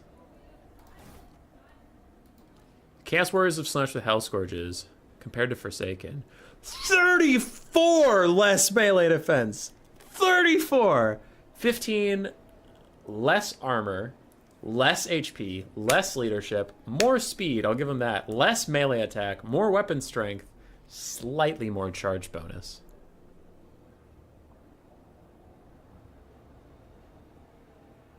And they have Frenzy. Okay, they have Frenzy. So in the end, they have more melee attack because when Frenzy is procced, they'll have more melee attack. Still, man. What kind of tea? She said it was the cinnamon spice. So it's called Fall Blend, but it's like cinnamon and apple. As someone who enjoys whips. Oklahoma. Alright. Anyway, Slaanesh build is mostly set up. So we have 4 Hellstriders of Slaanesh, a very incredible unit. We have 2 Chaos Spawn of Slaanesh with their Soporific Musk. And then we have 5 Forsaken and an Exalted Keeper of Secret of Shadows with Pit of Shades, Seductive Glory, and Ballet of Blows. So it's just a Pit of Shades caster. On the other side, this is the Sabrus Regnum Tomb King Classic. He really likes this build. I am not sold on it, but he really likes it. 5 Nehekar Warriors, the Kepra Guard, 4 Ushapti melee version, 4 Nehekar Horsemen, 1 Skeleton Horseman, and then a Lich Priest of Nehekar with the Lore passive and 2 cheap spells to spam it, and then a Spell Resist aura and a Winds of Magic Regeneration aura. Then he has a basic Tomb King. Now this is obviously slightly different than the build normally is, but the basic idea is the same as what he'll normally bring here. I'm not sold on it. It usually feels like the Nehekar Warriors and Ushapti just get outground by their opponents, but we'll have to see. The front lines are colliding. Now, I think they might be able to beat Forsaken, because I'm just not super sold on the Forsaken's 20 melee defense. 20 melee defense. That is bad. But Hellstriders are going to have a whale of a time just killing Nekar horsemen in droves. Like, not even going to be close. These other Nekar horsemen cannot allow themselves to get rear charged, but also I'm scared of them abandoning their front line to get rear charged. But it looks like the Hellstriders don't even give a shit about that. They're just going for it. They're wilding out here. Lich Priest of Nekara pops his buffs. And he does need to cast a bunch more spells to get some things going. Ballet of Blows is ramping up. Nekar Horseman trying to trade into Hellstriders. That is not a trade that's going in their favor at all. Damage value is extremely even. It looks like the front line is going for the Tomb Kings quite nicely. The Forsaken are just getting bodied by this combination of Nekar Warriors and Ushabti. But the back line is going to Slaanesh quite heavily, and even a Pit of Shades to help support it. Hits 2 Nekar Horsemen that are clumped up on top of each other as Hellstriders surround them on all sides. That is going to be a great trade for Slaanesh on that, in that area. But the front line, I'm getting very concerned about how heavily it's going to the Tomb Kings. Because Hellstriders are pretty neato, but they can't literally kill an entire army. So, all 3 naked Forsaken are dead. Any Forsaken that had Chaos Spawn support are still holding on for now. And the Hellstriders, as we had noted, completely dominated the side game. Exalted Keeper of Secrets is going to help out with the killing off this Skeleton Horseman. Kind of an interesting choice, but I think she just wants to free up these the Hellstriders for some rear charge action. And this Tomb King is out a little bit dangerous and alone here. Exalted Keeper of Secrets, she has anti-large, but still 50 melee attack, 60 melee defense, and you can throw down Ballet of Blows and Seductive Glory. Like, that is nothing to scoff at. That Tomb King already takes a big hit. There's no one really around to help him out. This could be a nice Lord Snipe attempt.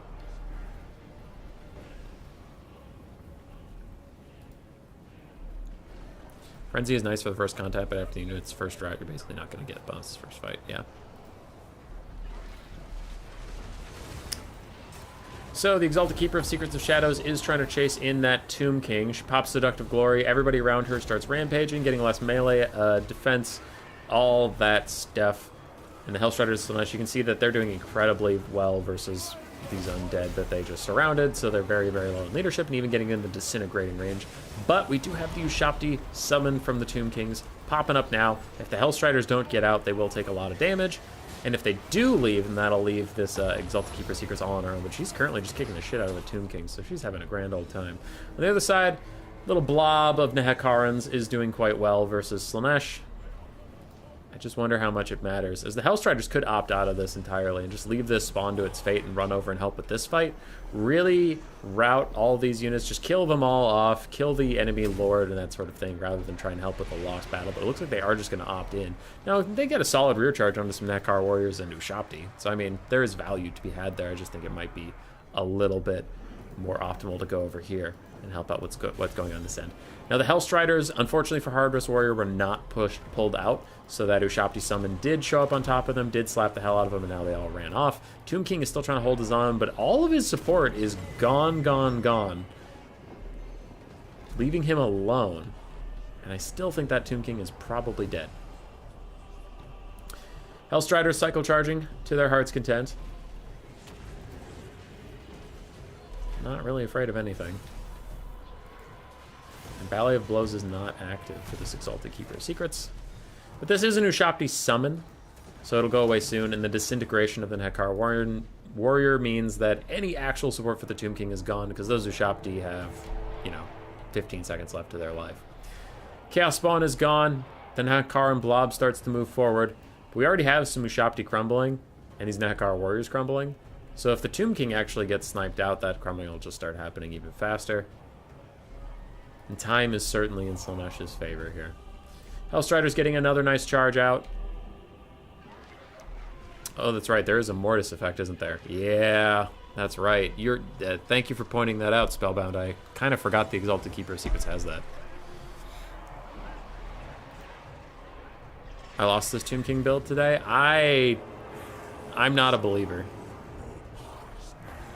Because you just lack, there's a lot of things like this where you just lack, agency in the game, so now you're going to get taken advantage of. Big hit onto the Tomb King. He is down to 31 melee defense with Seductive Glory and Soporific Musk. Both popped.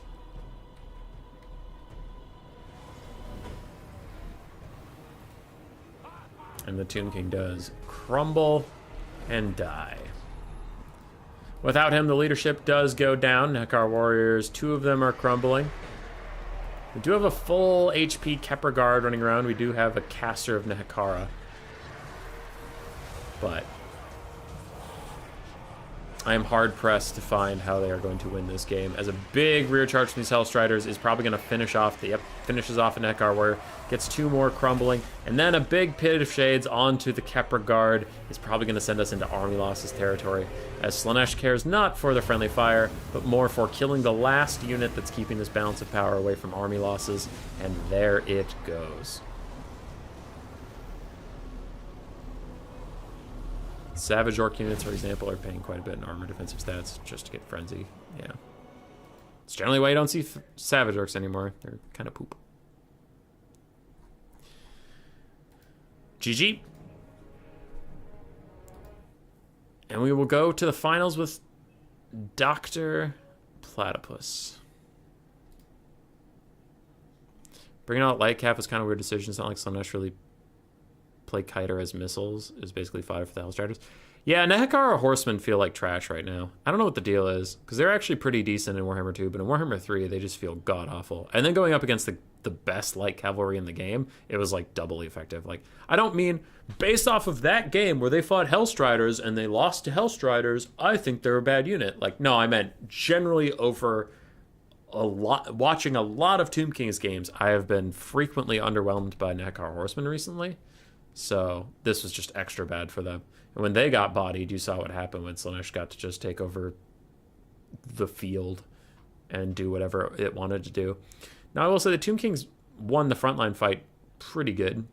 Good for them, but it didn't matter at that point. Hellstriders did great.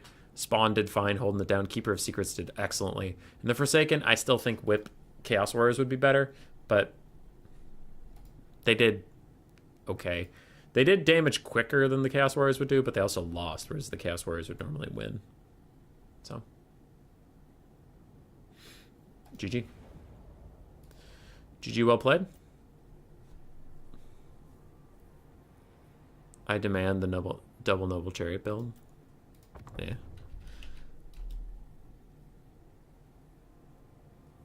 Okay.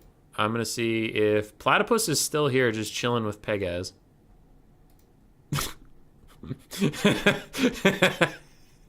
Lasinia's just here. Lasinia, go home. Okay. I'm going to keep Hardress Warrior in the same spot because Platypus is on the right-hand side, even though he's the host, so that works for me. And we'll get our final set up. Get this shit moving, get on towards bed.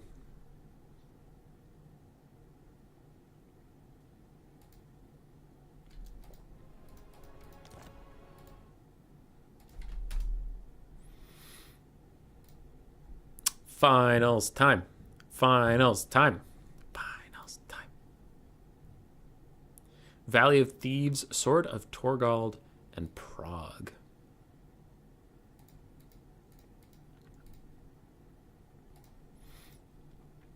What are the bands between these two? What are we looking at?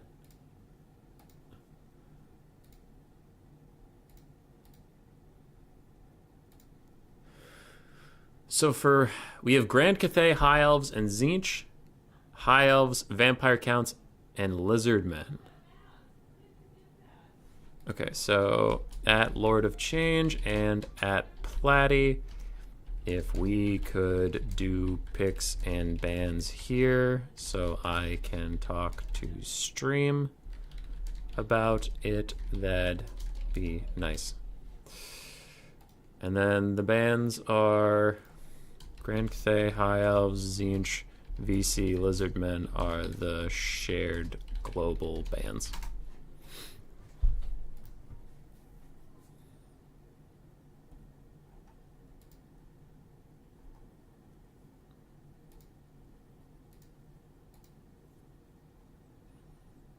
thanks for hosting. Hey, man, thanks for playing. We hope to see you around more. Warhammer 3 reduced tons of magic damage? Yeah, it did. Physical resist is funny. Because, like, it's still a good stat. Like, if someone offered you free physical resist, you would take it. But it's not as good of a trait anymore. If you have to give something else up to get physical resist, there's a lot of magic damage in the game. So it can be hard to avoid. All right, Harvest Warriors here. These guys are going to do pick and bans. I have the blocker up. I have everything set. So I will be right back when I throw this away.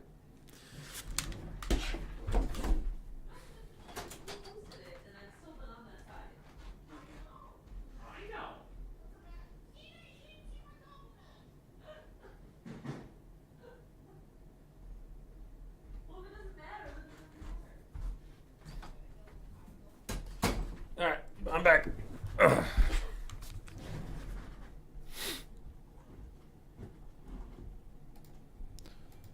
This final's going to be fun. Should be. Platypus is quite adept at all of the Warhammer 3 factions. I know the last time I really talked to him, he was still uncomfortable in the Warhammer 2 ones. So I don't know how much has changed, because that was what, like the last time I really talked to him about what he plays is probably like 3 or 4 months ago. So he's had a lot of time to play him. I don't know what he plays these days from game 2 or game 1, but I know he's really solid on the game 3 stuff. Harvest Warrior has been playing for a long time. They've always been grinding out a lot of games, slowly getting better over time, but I know they played a lot of Warhammer 2. So Vampire Counts, Dark Elves, Lizardmen are 3 things I remember them playing a lot. And then when Game 3 released, I know they played a lot of Tzeentch.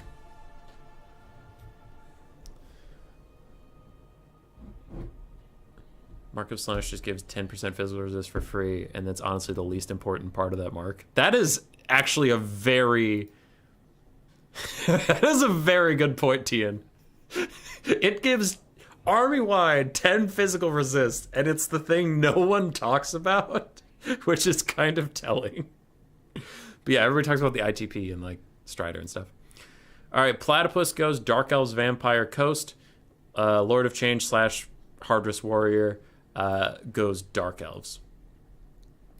So here you can see what we're talking about.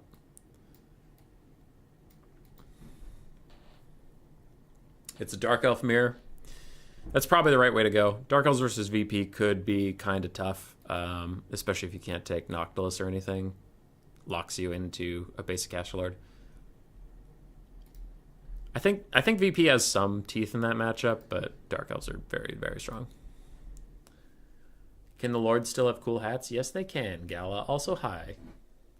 War Dancers deserve to be crap because of reasons, okay?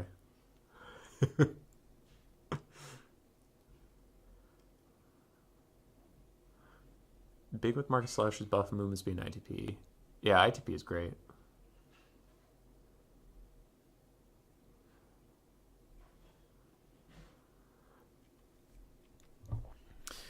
Starting out with a Dark Elf mirror. Even without Malekith or Malice, we're starting out with a Dark Elf mirror.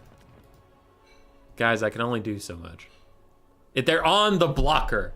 They're on the blocker of the No More Heroes thing. I made them the antagonist, and finals starts off with a Dark Elf mirror. I tried.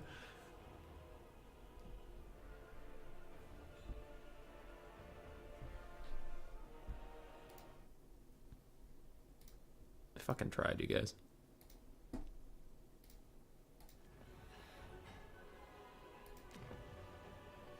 Holy shit, these builds are wild.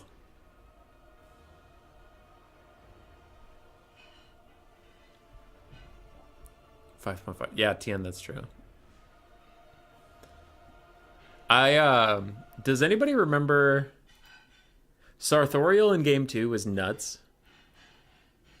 But what's crazy is that thumbnail is wrong, and it's not my fault, KV. I went through it earlier in the stream. On my end, everything is the blocker that you see in front of you, and that's my thumbnail for today. But YouTube, for some reason, like, hang on.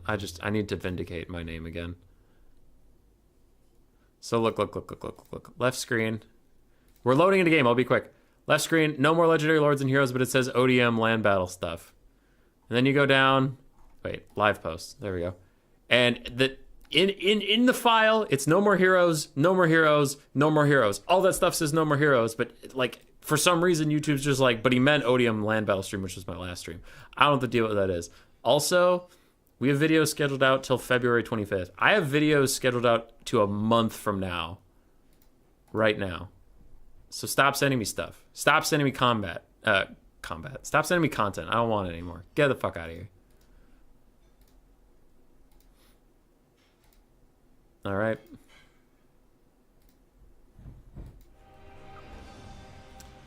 Mirrors bring out the wild builds. Yeah, it is going to be a little weird. Here we are. I normally wait for the builds to get a little more set up before I start talking about them because they move and stuff. So let's just look at the lords for a second. Pit of Shades caster for Hardress Warrior. That is really it. Double Master, both of which have a potion of strength. Okay. Cool. You never see that at all, and instead we see two. On the other side, we have Supreme Sorceress of Shadows with Pit of Shades and Melkoth's Mystifying Miasma. So both have a Supreme Sorceress, both of Shadows. And then no Hero Squad. Neat. All right, Teen and Spellbound, those are very long messages. I can't look at them right now. If you need something, I don't know. I'll check later.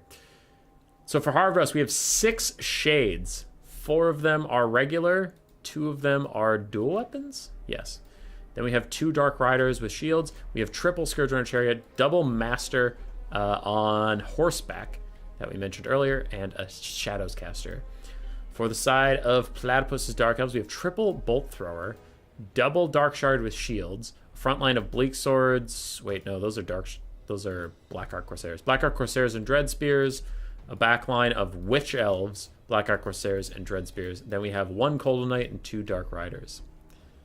All right, so it is shades versus a bunch of stuff. Honestly, I think Platypus's build is going to be fine here. I think if he realizes that this opponent has like 0 infantry, he can just start walking at them and force the shades onto the defensive, and there's just not the bump and grind out of the blue army to stop them. It's not like Dark Riders can throw themselves into Dread Spears and be fine. So I think once he realizes he just has to walk at the shades, this game's going to get very strange very fast. This build is shady. Ha! For now, Scourge Runner Chariots are trying to dodge the Bolt Throwers. It's moderately working, but they're still taking a little bit of damage. Yeah. Shades are gonna wreck this Blackheart Corsair. Oh, the dodge! Nice job, dodge from Platypus. That legitimately would have, like, deleted the unit. I mean, it took that much damage after dodging. Demonic Undead units all effectively get ITP to default. They cause fear and are immune to terror. Yeah. Bolt Thrower is doing really nicely against these Scourge Runner Chariots so far. I mean, Hardress Warrior has been dodging like a motherfucker, like absolutely crushing the dodging game, and they've still taken half HP off one. Now that Dark Shard took a lot of damage from that volley. I was a little shocked about that. And Dread Spears are going to walk straight at the Shades. Shades can win in melee combat with that, but it's just not a cost-effective use of their time. And another decent dodge here, stopping the Dark Shards, and they're shielded, but still taking a lot of damage from... I mean, triple Shades is a fucking shitload of DPS, you guys. It's a lot. Scourge Runner Chariots are fucking up Dark Shards. That's not even a large target. They're just murdering them. They're just murdering these guys. One Scourge Runner is getting pushed off. Meanwhile, the Dark Elves are pushing up on the Shades, which is pretty good. Good for you, good for them. One thing they have to be concerned about is not letting these Shades get too close to the Bolt Throwers, because the Bolt Throwers are currently doing the work of the gods on the Scourge Runner Chariots, and you need them alive to do so. Damage value trades are about even. But now you get to see it. Now you see it. Look, the Shades are stuck. The Shades are stuck running. What are they gonna do? What the fuck are they gonna do? They can't do anything. If they turn around, they get into a melee fight with cheaper units that'll trade up into them. And if they keep running, they're gonna get run down by Cold Knights and Dark Riders. I don't know. Platypus realized he just had to walk at them. Now, is that GG? No, but it does make it a lot easier. These Witch Elves also need to get involved. Oh, if the Witch Elves were involved, they could be rampaging shit. Oh, that would be wild. Damn, Witch Elves have got to catch up. Now, these Dark Riders are throwing away their lives to buy the Shades a couple of seconds, but we do have Blackheart Corsairs just being forced past the fight. They want nothing to do with this. They just want to get in there. They just want to get wild, and Witch Elves are also moving out. Now, the Bolt Throwers are being left undefended, but honestly, like, there's just not enough blue units to really get around in a pretty big pit of shades. It looks worse than it is because these Dark Riders weren't anywhere near their flag. But still, it did catch a Dread Spear and it caught a Cold One Knight. So pretty good catch there for Harvest Warrior. Now Platypus returns with his own Pit of Shades, catching a whole unit of Shades. Pit of Shades catching the Shades. Those Shades are almost dead. Dark Riders might want to just swing over and route that unit off for good. Bolt Throwers taking care of another Scourge Runner Chariot. The other Scourge Runner Chariot came back into the battle, but is now caught in Dread Spears as Harvest Warriors just getting overtaxed on their micro. There's too many things they got to make run away. There's too many things they got to dodge with, and the Scourge Runners, as soon as they stop dodging, they just start dying. All three of those units taking huge punishment. Shades getting caught by the Dark Riders, though these Shades are allowed to rally. And the Sorcerers and the Masters are coming out here to rally these Shades, but like they're getting near the edge of the map and they're taking a lot of damage and all this. Even if they're rallied, it's still a good trade for Platypus overall. And his Bolt Throwers, uncontested, and the Scourge Runners are almost off the map, then they could turn to their multi-firing mode and take out Shades. Dark Riders plus Shades do finish off that random Dread Spear, but there's more Dread Spears and there's Witch Elves coming up. So I think they'll be okay with that overall. Supreme Sorceress of Shadows just trying to avoid the limelight for a little bit longer. Dark Riders run off the map. Shades with dual weapons getting caught near the edge of the map, but the Black Arc Corsairs are going to get routed by a rear charge from Scourge Runner Chariots plus the Supreme Sorceress of Shadows, and they'll probably get run off the map too. Blue is currently up on the balance of power. Damage value is slightly going to Platypus, and a lot of that balance of power is in these three full health, almost full ammunition Shades that are currently getting run down by Witch Elves and Dark Riders. So I don't actually think that the balance power is going to look that good for blue team for very long. Triple Bolt Thrower still uncontested, still half ammunition. They'll be just fine. These Witch Elves now deciding to maybe not fight with the Dark Elves all alone. They are going to try and retreat. Shades are going to shoot them while they run away, but I guess it's better to have them live to fight another day. Supreme Sorceress of Shadows is in, and now you can talk about the Witch Elves. There we go. These Shades can't run anymore. As soon as they're rampage, they just get fucking bodied, and they're already dead. Supreme Sorceress of Shadows is taking some decent damage. She has to be careful. Shades are no slouches in melee combat.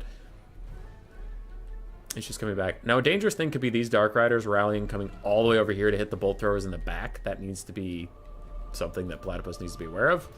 Because if they can get a lot of value. And the Bolt Throwers see him coming. They're going to try to shoot him on the way over here. I don't know if they'll do enough DPS to knock him out, but it looks like they're going to try.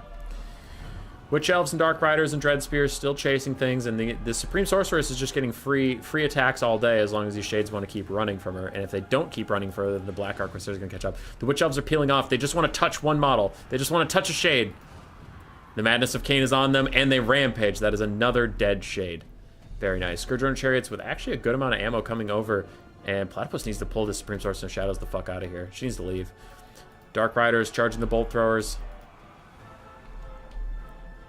And there, Supreme Sorceress is out of there. Black Arc Corsairs still after those Shades, and another Shade bites the dust from the Witch Elves. The Witch Elves are proving quite crucial in chasing down all these Shades.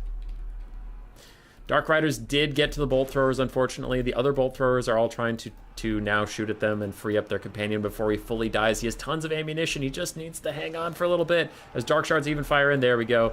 Routing them off. That'll get another Bolt Thrower back online. If Witch Elves touch this Scourge Runner, it's going to rampage to its death. Because it doesn't have enough health to stay in a fight with Witch Elves. There it is. Rampaged.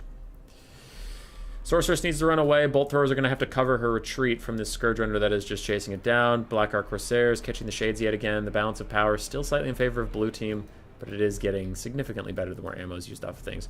Dark Riders trying to chase down the Scourge Runners as we see Bolt Throwers also shooting at them, but the Supreme Sorceress is a little closer than I think we would like her to be. Another Scourge Runner is pushed off. Down to one model, 209 HP. Big Bolt Thrower volley onto that Scourge Runner. Should be able to take it out. And the Dark Riders are actually in melee. So we'll see. Black Arc Corsairs trying to chase down these Shades while getting hit by Masters in the butt.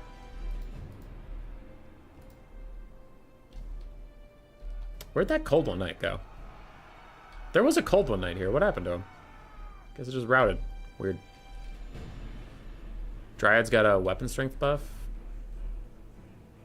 Witch Elves had the really good utility of that Madness of King. Got better and better with the weapon strength buff, cost reduction. They counter Hellstriders. Yeah, they do. They hard counter anything that really wants to be in and out, in and out.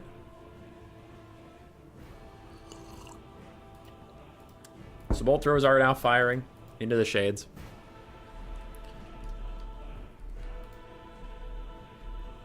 Shade's running away, but I don't know. I guess they're the Cold Knights. They're there. I guess you could wonder what's going to kill the Masters. That could be a little tricky for the Dark Elves, the red Dark Elves, but I don't know. I think overall they're going to be okay. That Cold Knight must have gotten cold feet. Ha! We did find him, but still the joke is appreciated. Shade's trying to kill the Black Ark Corsairs, and they will. Triple Bolt Thrower just getting their stuff together. Red is currently regrouping.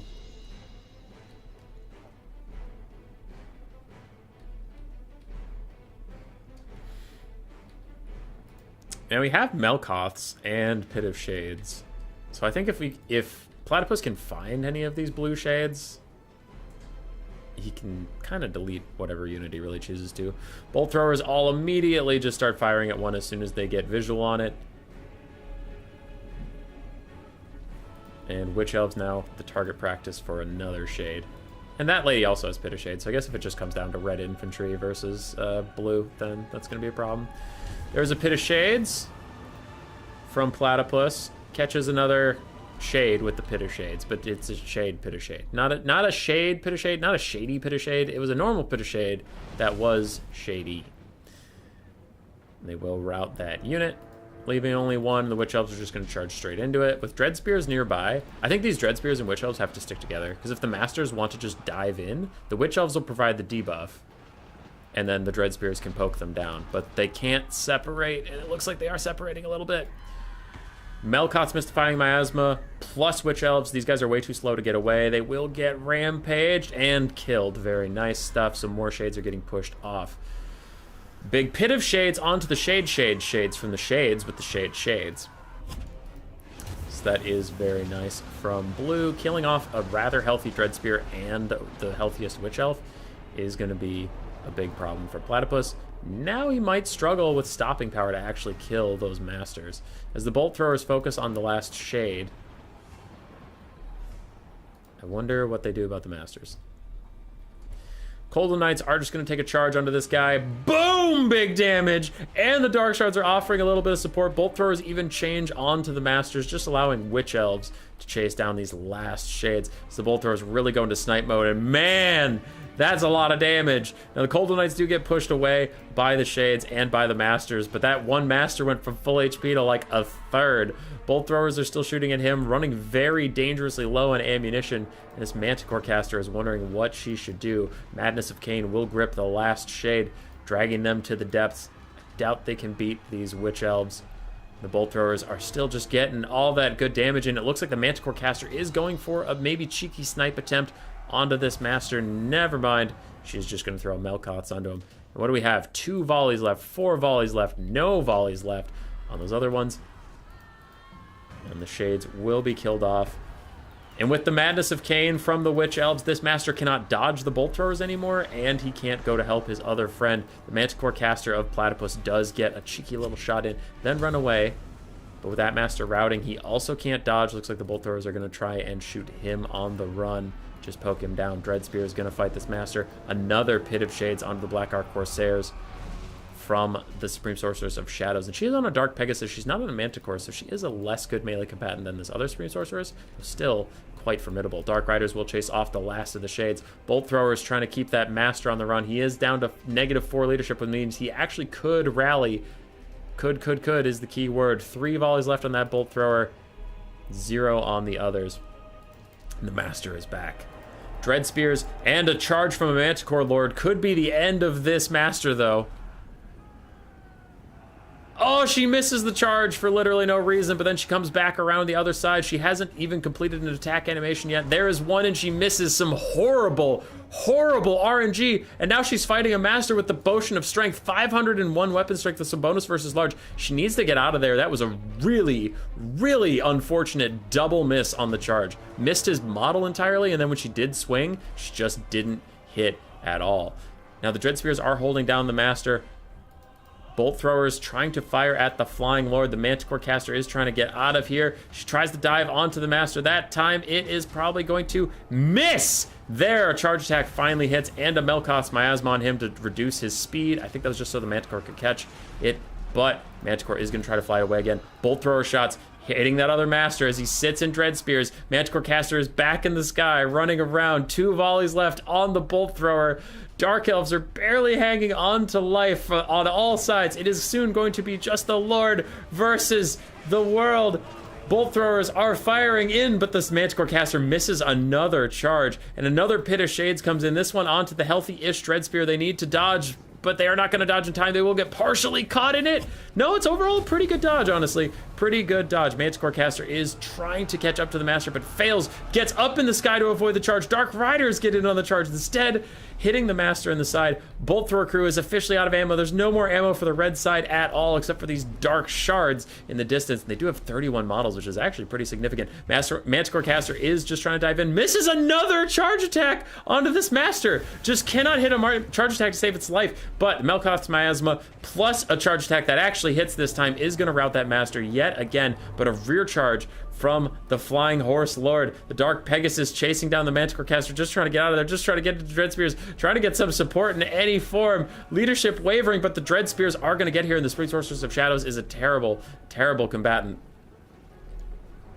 Manticore caster is up in the sky. What does she do? What does she do? The Master is back yet again. The Dark Shards are just trying to line up a shot, but they're doing that dumb Warhammer 3 thing. They're constantly walking into melee. Manticore gets the charge off, misses again! Hits when on the ground, but misses the aerial attack yet again. Just cannot catch a break on these aerial charges. Gets back into the sky, though, without taking any damage. Another Melkoth's off onto the Master, really trying to break him for the third and final time. Another missed charge attack. There we go. The second one hits. On its way out, the Master finally breaks yet again, but the Horse Lord gets free. The Horse Lord tries to get a rear charge, but misses. And now the Manticore is trying to path back through its own troops, trying to drag her through the muck. She just can't seem to land a shot. Master's running off in the distance, only 100 HP on him. Dark Shards are safe. Dark Shards are healthy. I mean, like, models-wise healthy. 31 models is pretty good. Actual health-wise, they're doing very, very poorly. Master's -9 leadership. He's running off in the distance. -12 now. I doubt he comes back. Dark Shards floundering in their leadership as this lady just sits in Dread Spears. And can they get some good shots off onto her?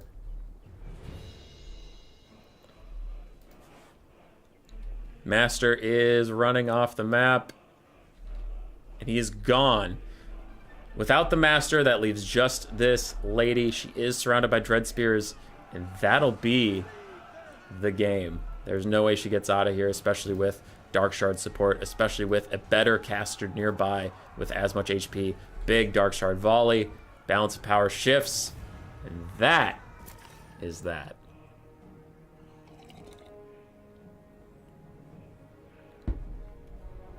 Shouldn't the Pit of Shades heal Shades? Maybe. Okay, Spellbound and Tian going back and forth about Dryads and Bladesingers a bunch. I'm not going to go back through all that. Chat, I hope you guys had a good time. Sorry. There was a lot of long messages up there, and I'm scared. The Shades build did okay. It was mostly the single entities doing all right there. Shades did okay-ish. They did get run down. On the other side, both casters did great. These guys got caught in a really nice Pit of Shades, so the Cold One Knights got murdered. Witch Elves debuffs were pretty key. Bolt Throwers really showing up big for Platypus in that game. Black Ark Corsairs did fine. Dread Spears did fine. Dark Shards did okay. I mean, they got gooned by Shades quite heavily. But really good game from both players. It came down to the absolute wire.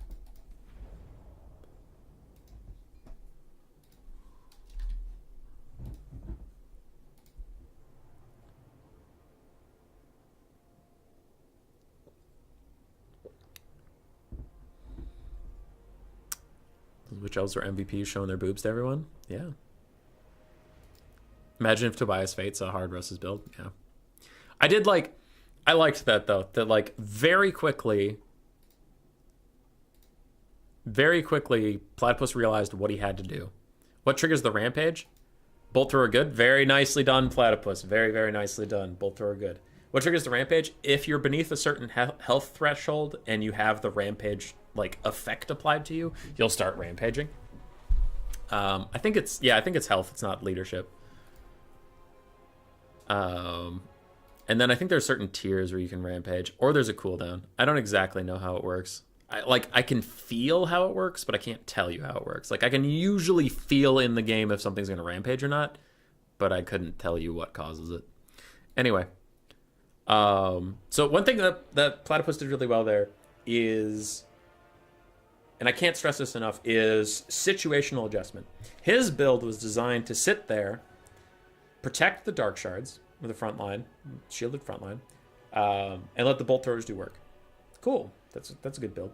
And then when his opponent had a metric shit ton of Shades and Scourge Runners, and then no melee infantry, you have to readjust your plan, right? You have to get engaged. You have to walk at them. You have to your defensive build has to become offensive because somehow your opponent has even less defense than you do. So you now need to walk at them and keep the Shades on the back foot. Keep the Shades from firing because they don't have 360 fire, right?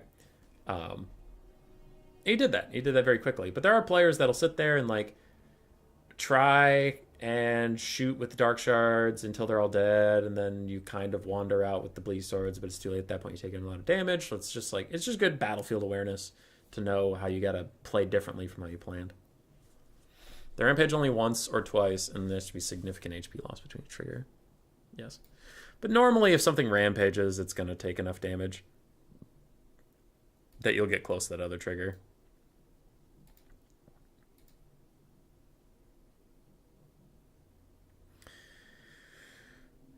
All right, Lord of Change has started off with Slaanesh and Wood Elves are the blind picks.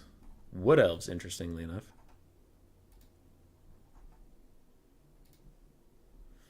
It's not ideal these days because Wood Elves are like, not as strong as they used to be. But man, imagine we go from that game into like Hardest Warrior game 2, just fucking triple Way Watcher, double Way Stalker, Glady, like just full fucking kite. And Platypus, okay, so the picks were Platypus picks Dark Elves and VP, Lord of Change picks, or Hardest Warrior, whatever you want to call them, picks Dark Elves, and then Platypus takes the mirror. Now, Lord of Change goes Slaanesh Wood Elves, Platypus picks Slaanesh, and Lord of Change takes the mirror. So we got a Slaanesh mirror, let's fucking go. No one's getting kited this time.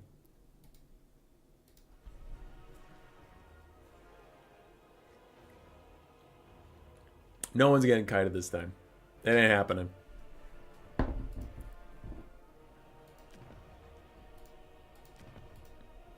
Slaanesh just doesn't have enough units to kite. Even their fucking Soul Grinder doesn't have a range attack. Yeah, literally their only range unit is Marauder Horseman. You can take max 4.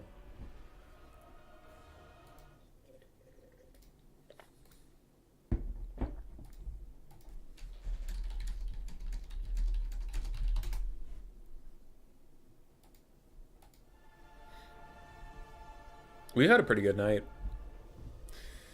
Had some pretty nice Khorne wins. Had some pretty close bangers. Okay, if anybody out there was watching earlier, Bretonnia versus Khorne, it might be a bad matchup for Bretonnia. It might be, sure. Questing Knights might be better than Grail Knights, sure. You gotta admit, I gave it hell. That was a game. That was a fucking game.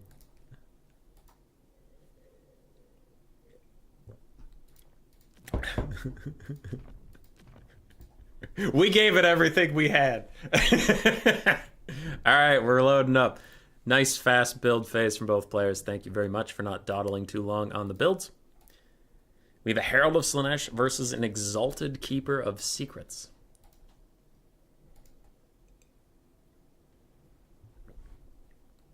What the hell? Triple Exalted Demonette versus Chaos Warriors with Hell Scourges. Okay. I'd like Grail Knights to become more elite. Heavy cav, less models, more HP per model. Maybe. Grail Knights has been really fun recently. I like them. Is this entire finals going to be Mirrors McRightface? Maybe. But at least this one won't have a super long kite phase. I think.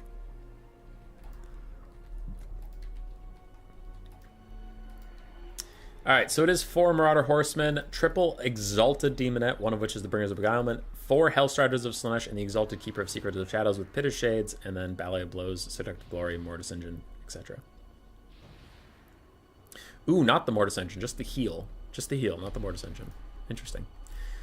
On the other side, for Slaanesh as well, we do have 4 Chaos Warriors with Hell Scourges, triple Devoted Marauder of Slaanesh, quadruple Hellstrider, quadruple Marauder Horseman of Slaanesh, and a Herald of Slaanesh of Shadows with Pit of Shades, and the Chaos Fury Summon, and the Locus of Grace. So a cheaper Lord with a wider army versus a more expensive Lord with a slightly, you know, narrower army. Because you can cancel out all the Cav, and it's triple Devoted Marauder and 4 Chaos Warriors with a Herald versus 3 Exalted Demonettes and an Exalted Keeper. Otherwise, these builds are the same. You mean bigger horses? Big horses. Some extra bonuses, large and charge as well. The difference between multiple Empire Knights and Reiksguard.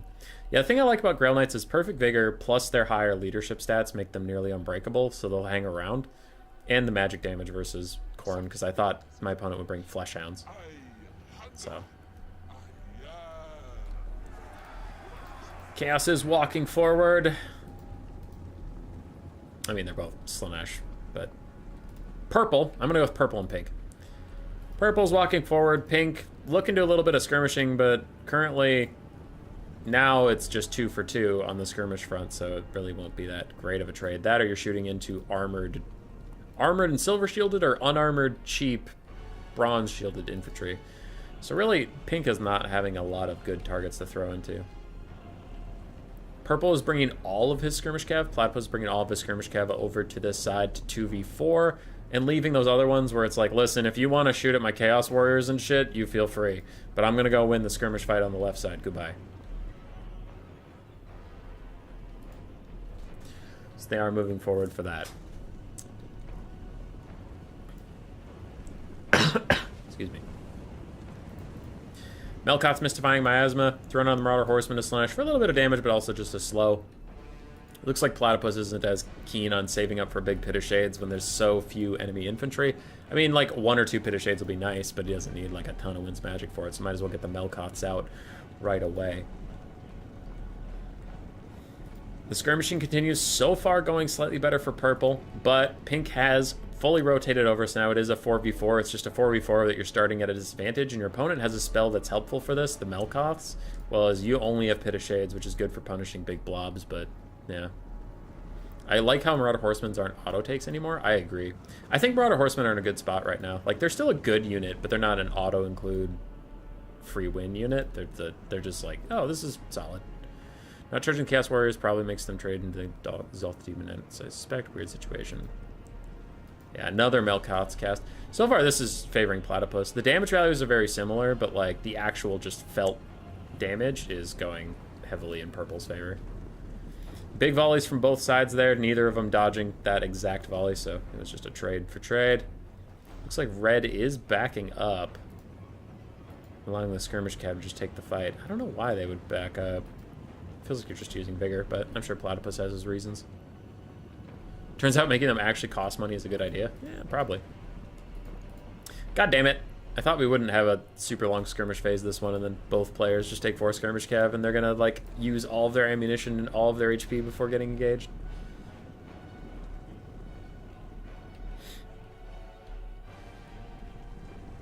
I am Human Boy's salty skirmish hater. It is a fact. Another Melkoths.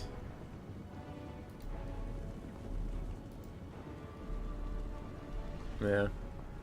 I mean, so far, it's going better for Platypus. He's almost down to a 2v4. Mofet Void got yeeted into oblivion. Yeah, Mofet and Void were really, really good at, like, that Tzeentch super kite playstyle. I mean, Mofet, I shouldn't say Mofet and Void. Mofet is Void, so, like, it was just Void. He was really good at that one thing, but no one else could quite pull it off.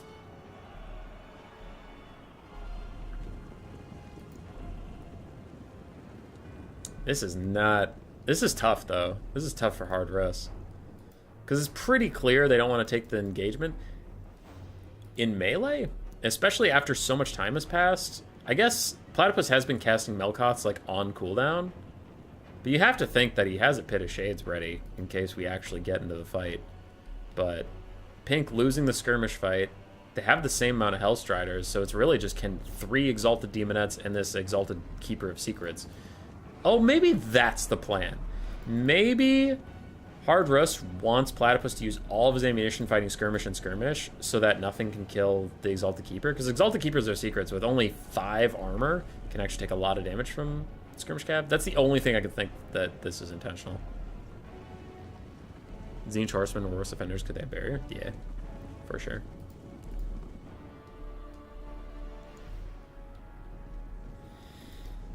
Skirmish fight. Skirmish fight. Barrier plus skirmish kite is disgustingly boring to watch. I think all kite is disgustingly boring to watch. Because I'm biased. I hope Boyd never gets to play a tourney again when he did his Pierce Gum. Unfortunately, yeah. Also because Mofet was like a huge dickhead to me, and then Void was super nice, so then like now that I know they're the same person, it was pretty clear like I'm gonna have this one account where I can say whatever I want to say, and then this other account where I can play in tournaments and not get banned. So yeah, it was pretty scummy. A third skirmish cav has fallen for the pink side, and purple still has really healthy skirmish cav. Another big volley too. And that Melkoths has been doing good. No, shit, not the Hellstriders, you. 600 damage value. Slaanesh versus Slaanesh Town Bombadil? Yep. Yep, yep, yep. Pink is pushing up. At last.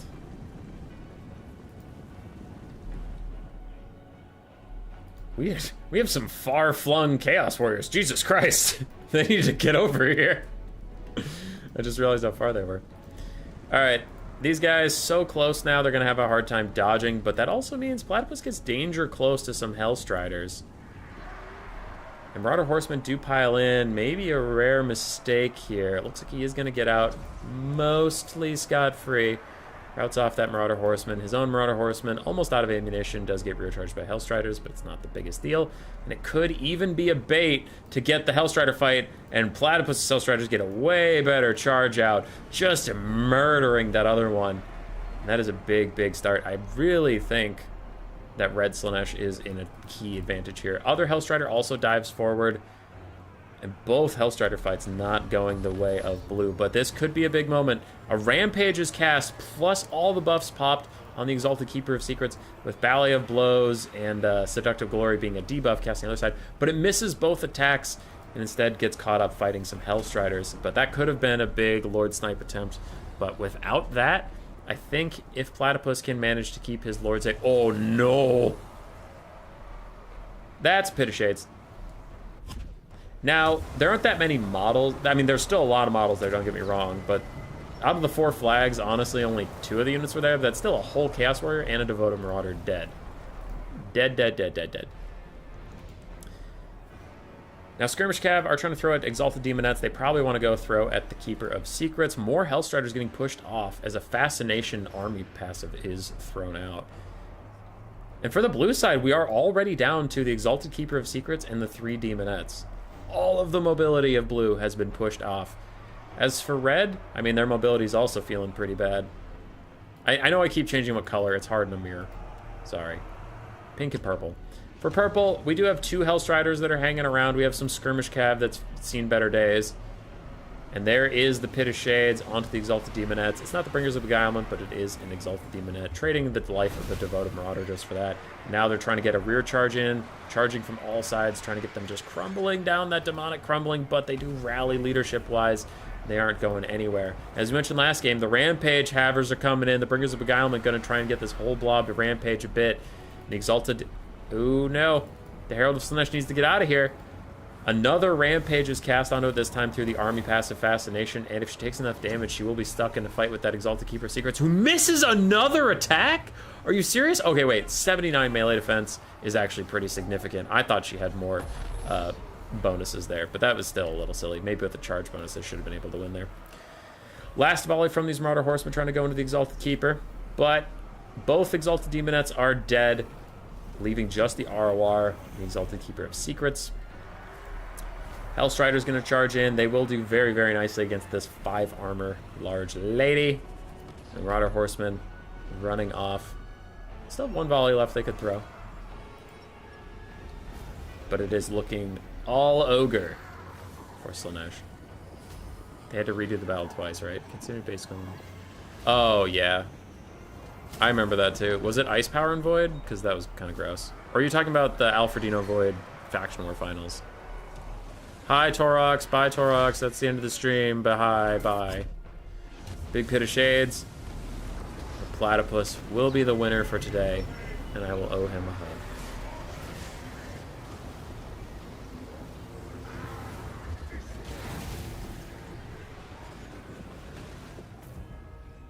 Boom. I'm also confused how you knew Torox was here. Oh, Torox showed up and said, no Torox allowed, ridiculous if you have live chat on. Alright. So, Exalted Demonettes struggled to get their value back. Hellstriders were good in this matchup, but obviously the other got better charges. And the Exalted Keeper Secret of Shadows got good value. Herald of Slaanesh got pretty solid value considering how much cheaper she is.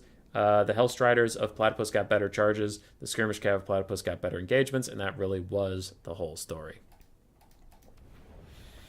GG, well played. GG, well played to both players. Thanks to everybody who played tonight, and thanks to everybody who showed up. Again, this is factually the best viewership I have had on a stream in the North American hours. So if you enjoyed the stream, please subscribe for more content like this. I do try. I know Cool Umbrella hosts a lot of tournaments in this time zone. But I try to stream here every once in a while. It is super easy to get the EU stuff because it's like you can get EU nighttime and you can get NA during the day. Streaming at this time zone, it's almost impossible for European viewers to enjoy. So anyway, if you like it, subscribe, show that you like it. I'm going to go to bed because I have to work tomorrow. Goodbye, everybody. Goodbye. Tomorrow in 13 hours from right now, we have another stream, single build tournament in the European time zone, so that should be fun. Goodbye. Goodbye forever.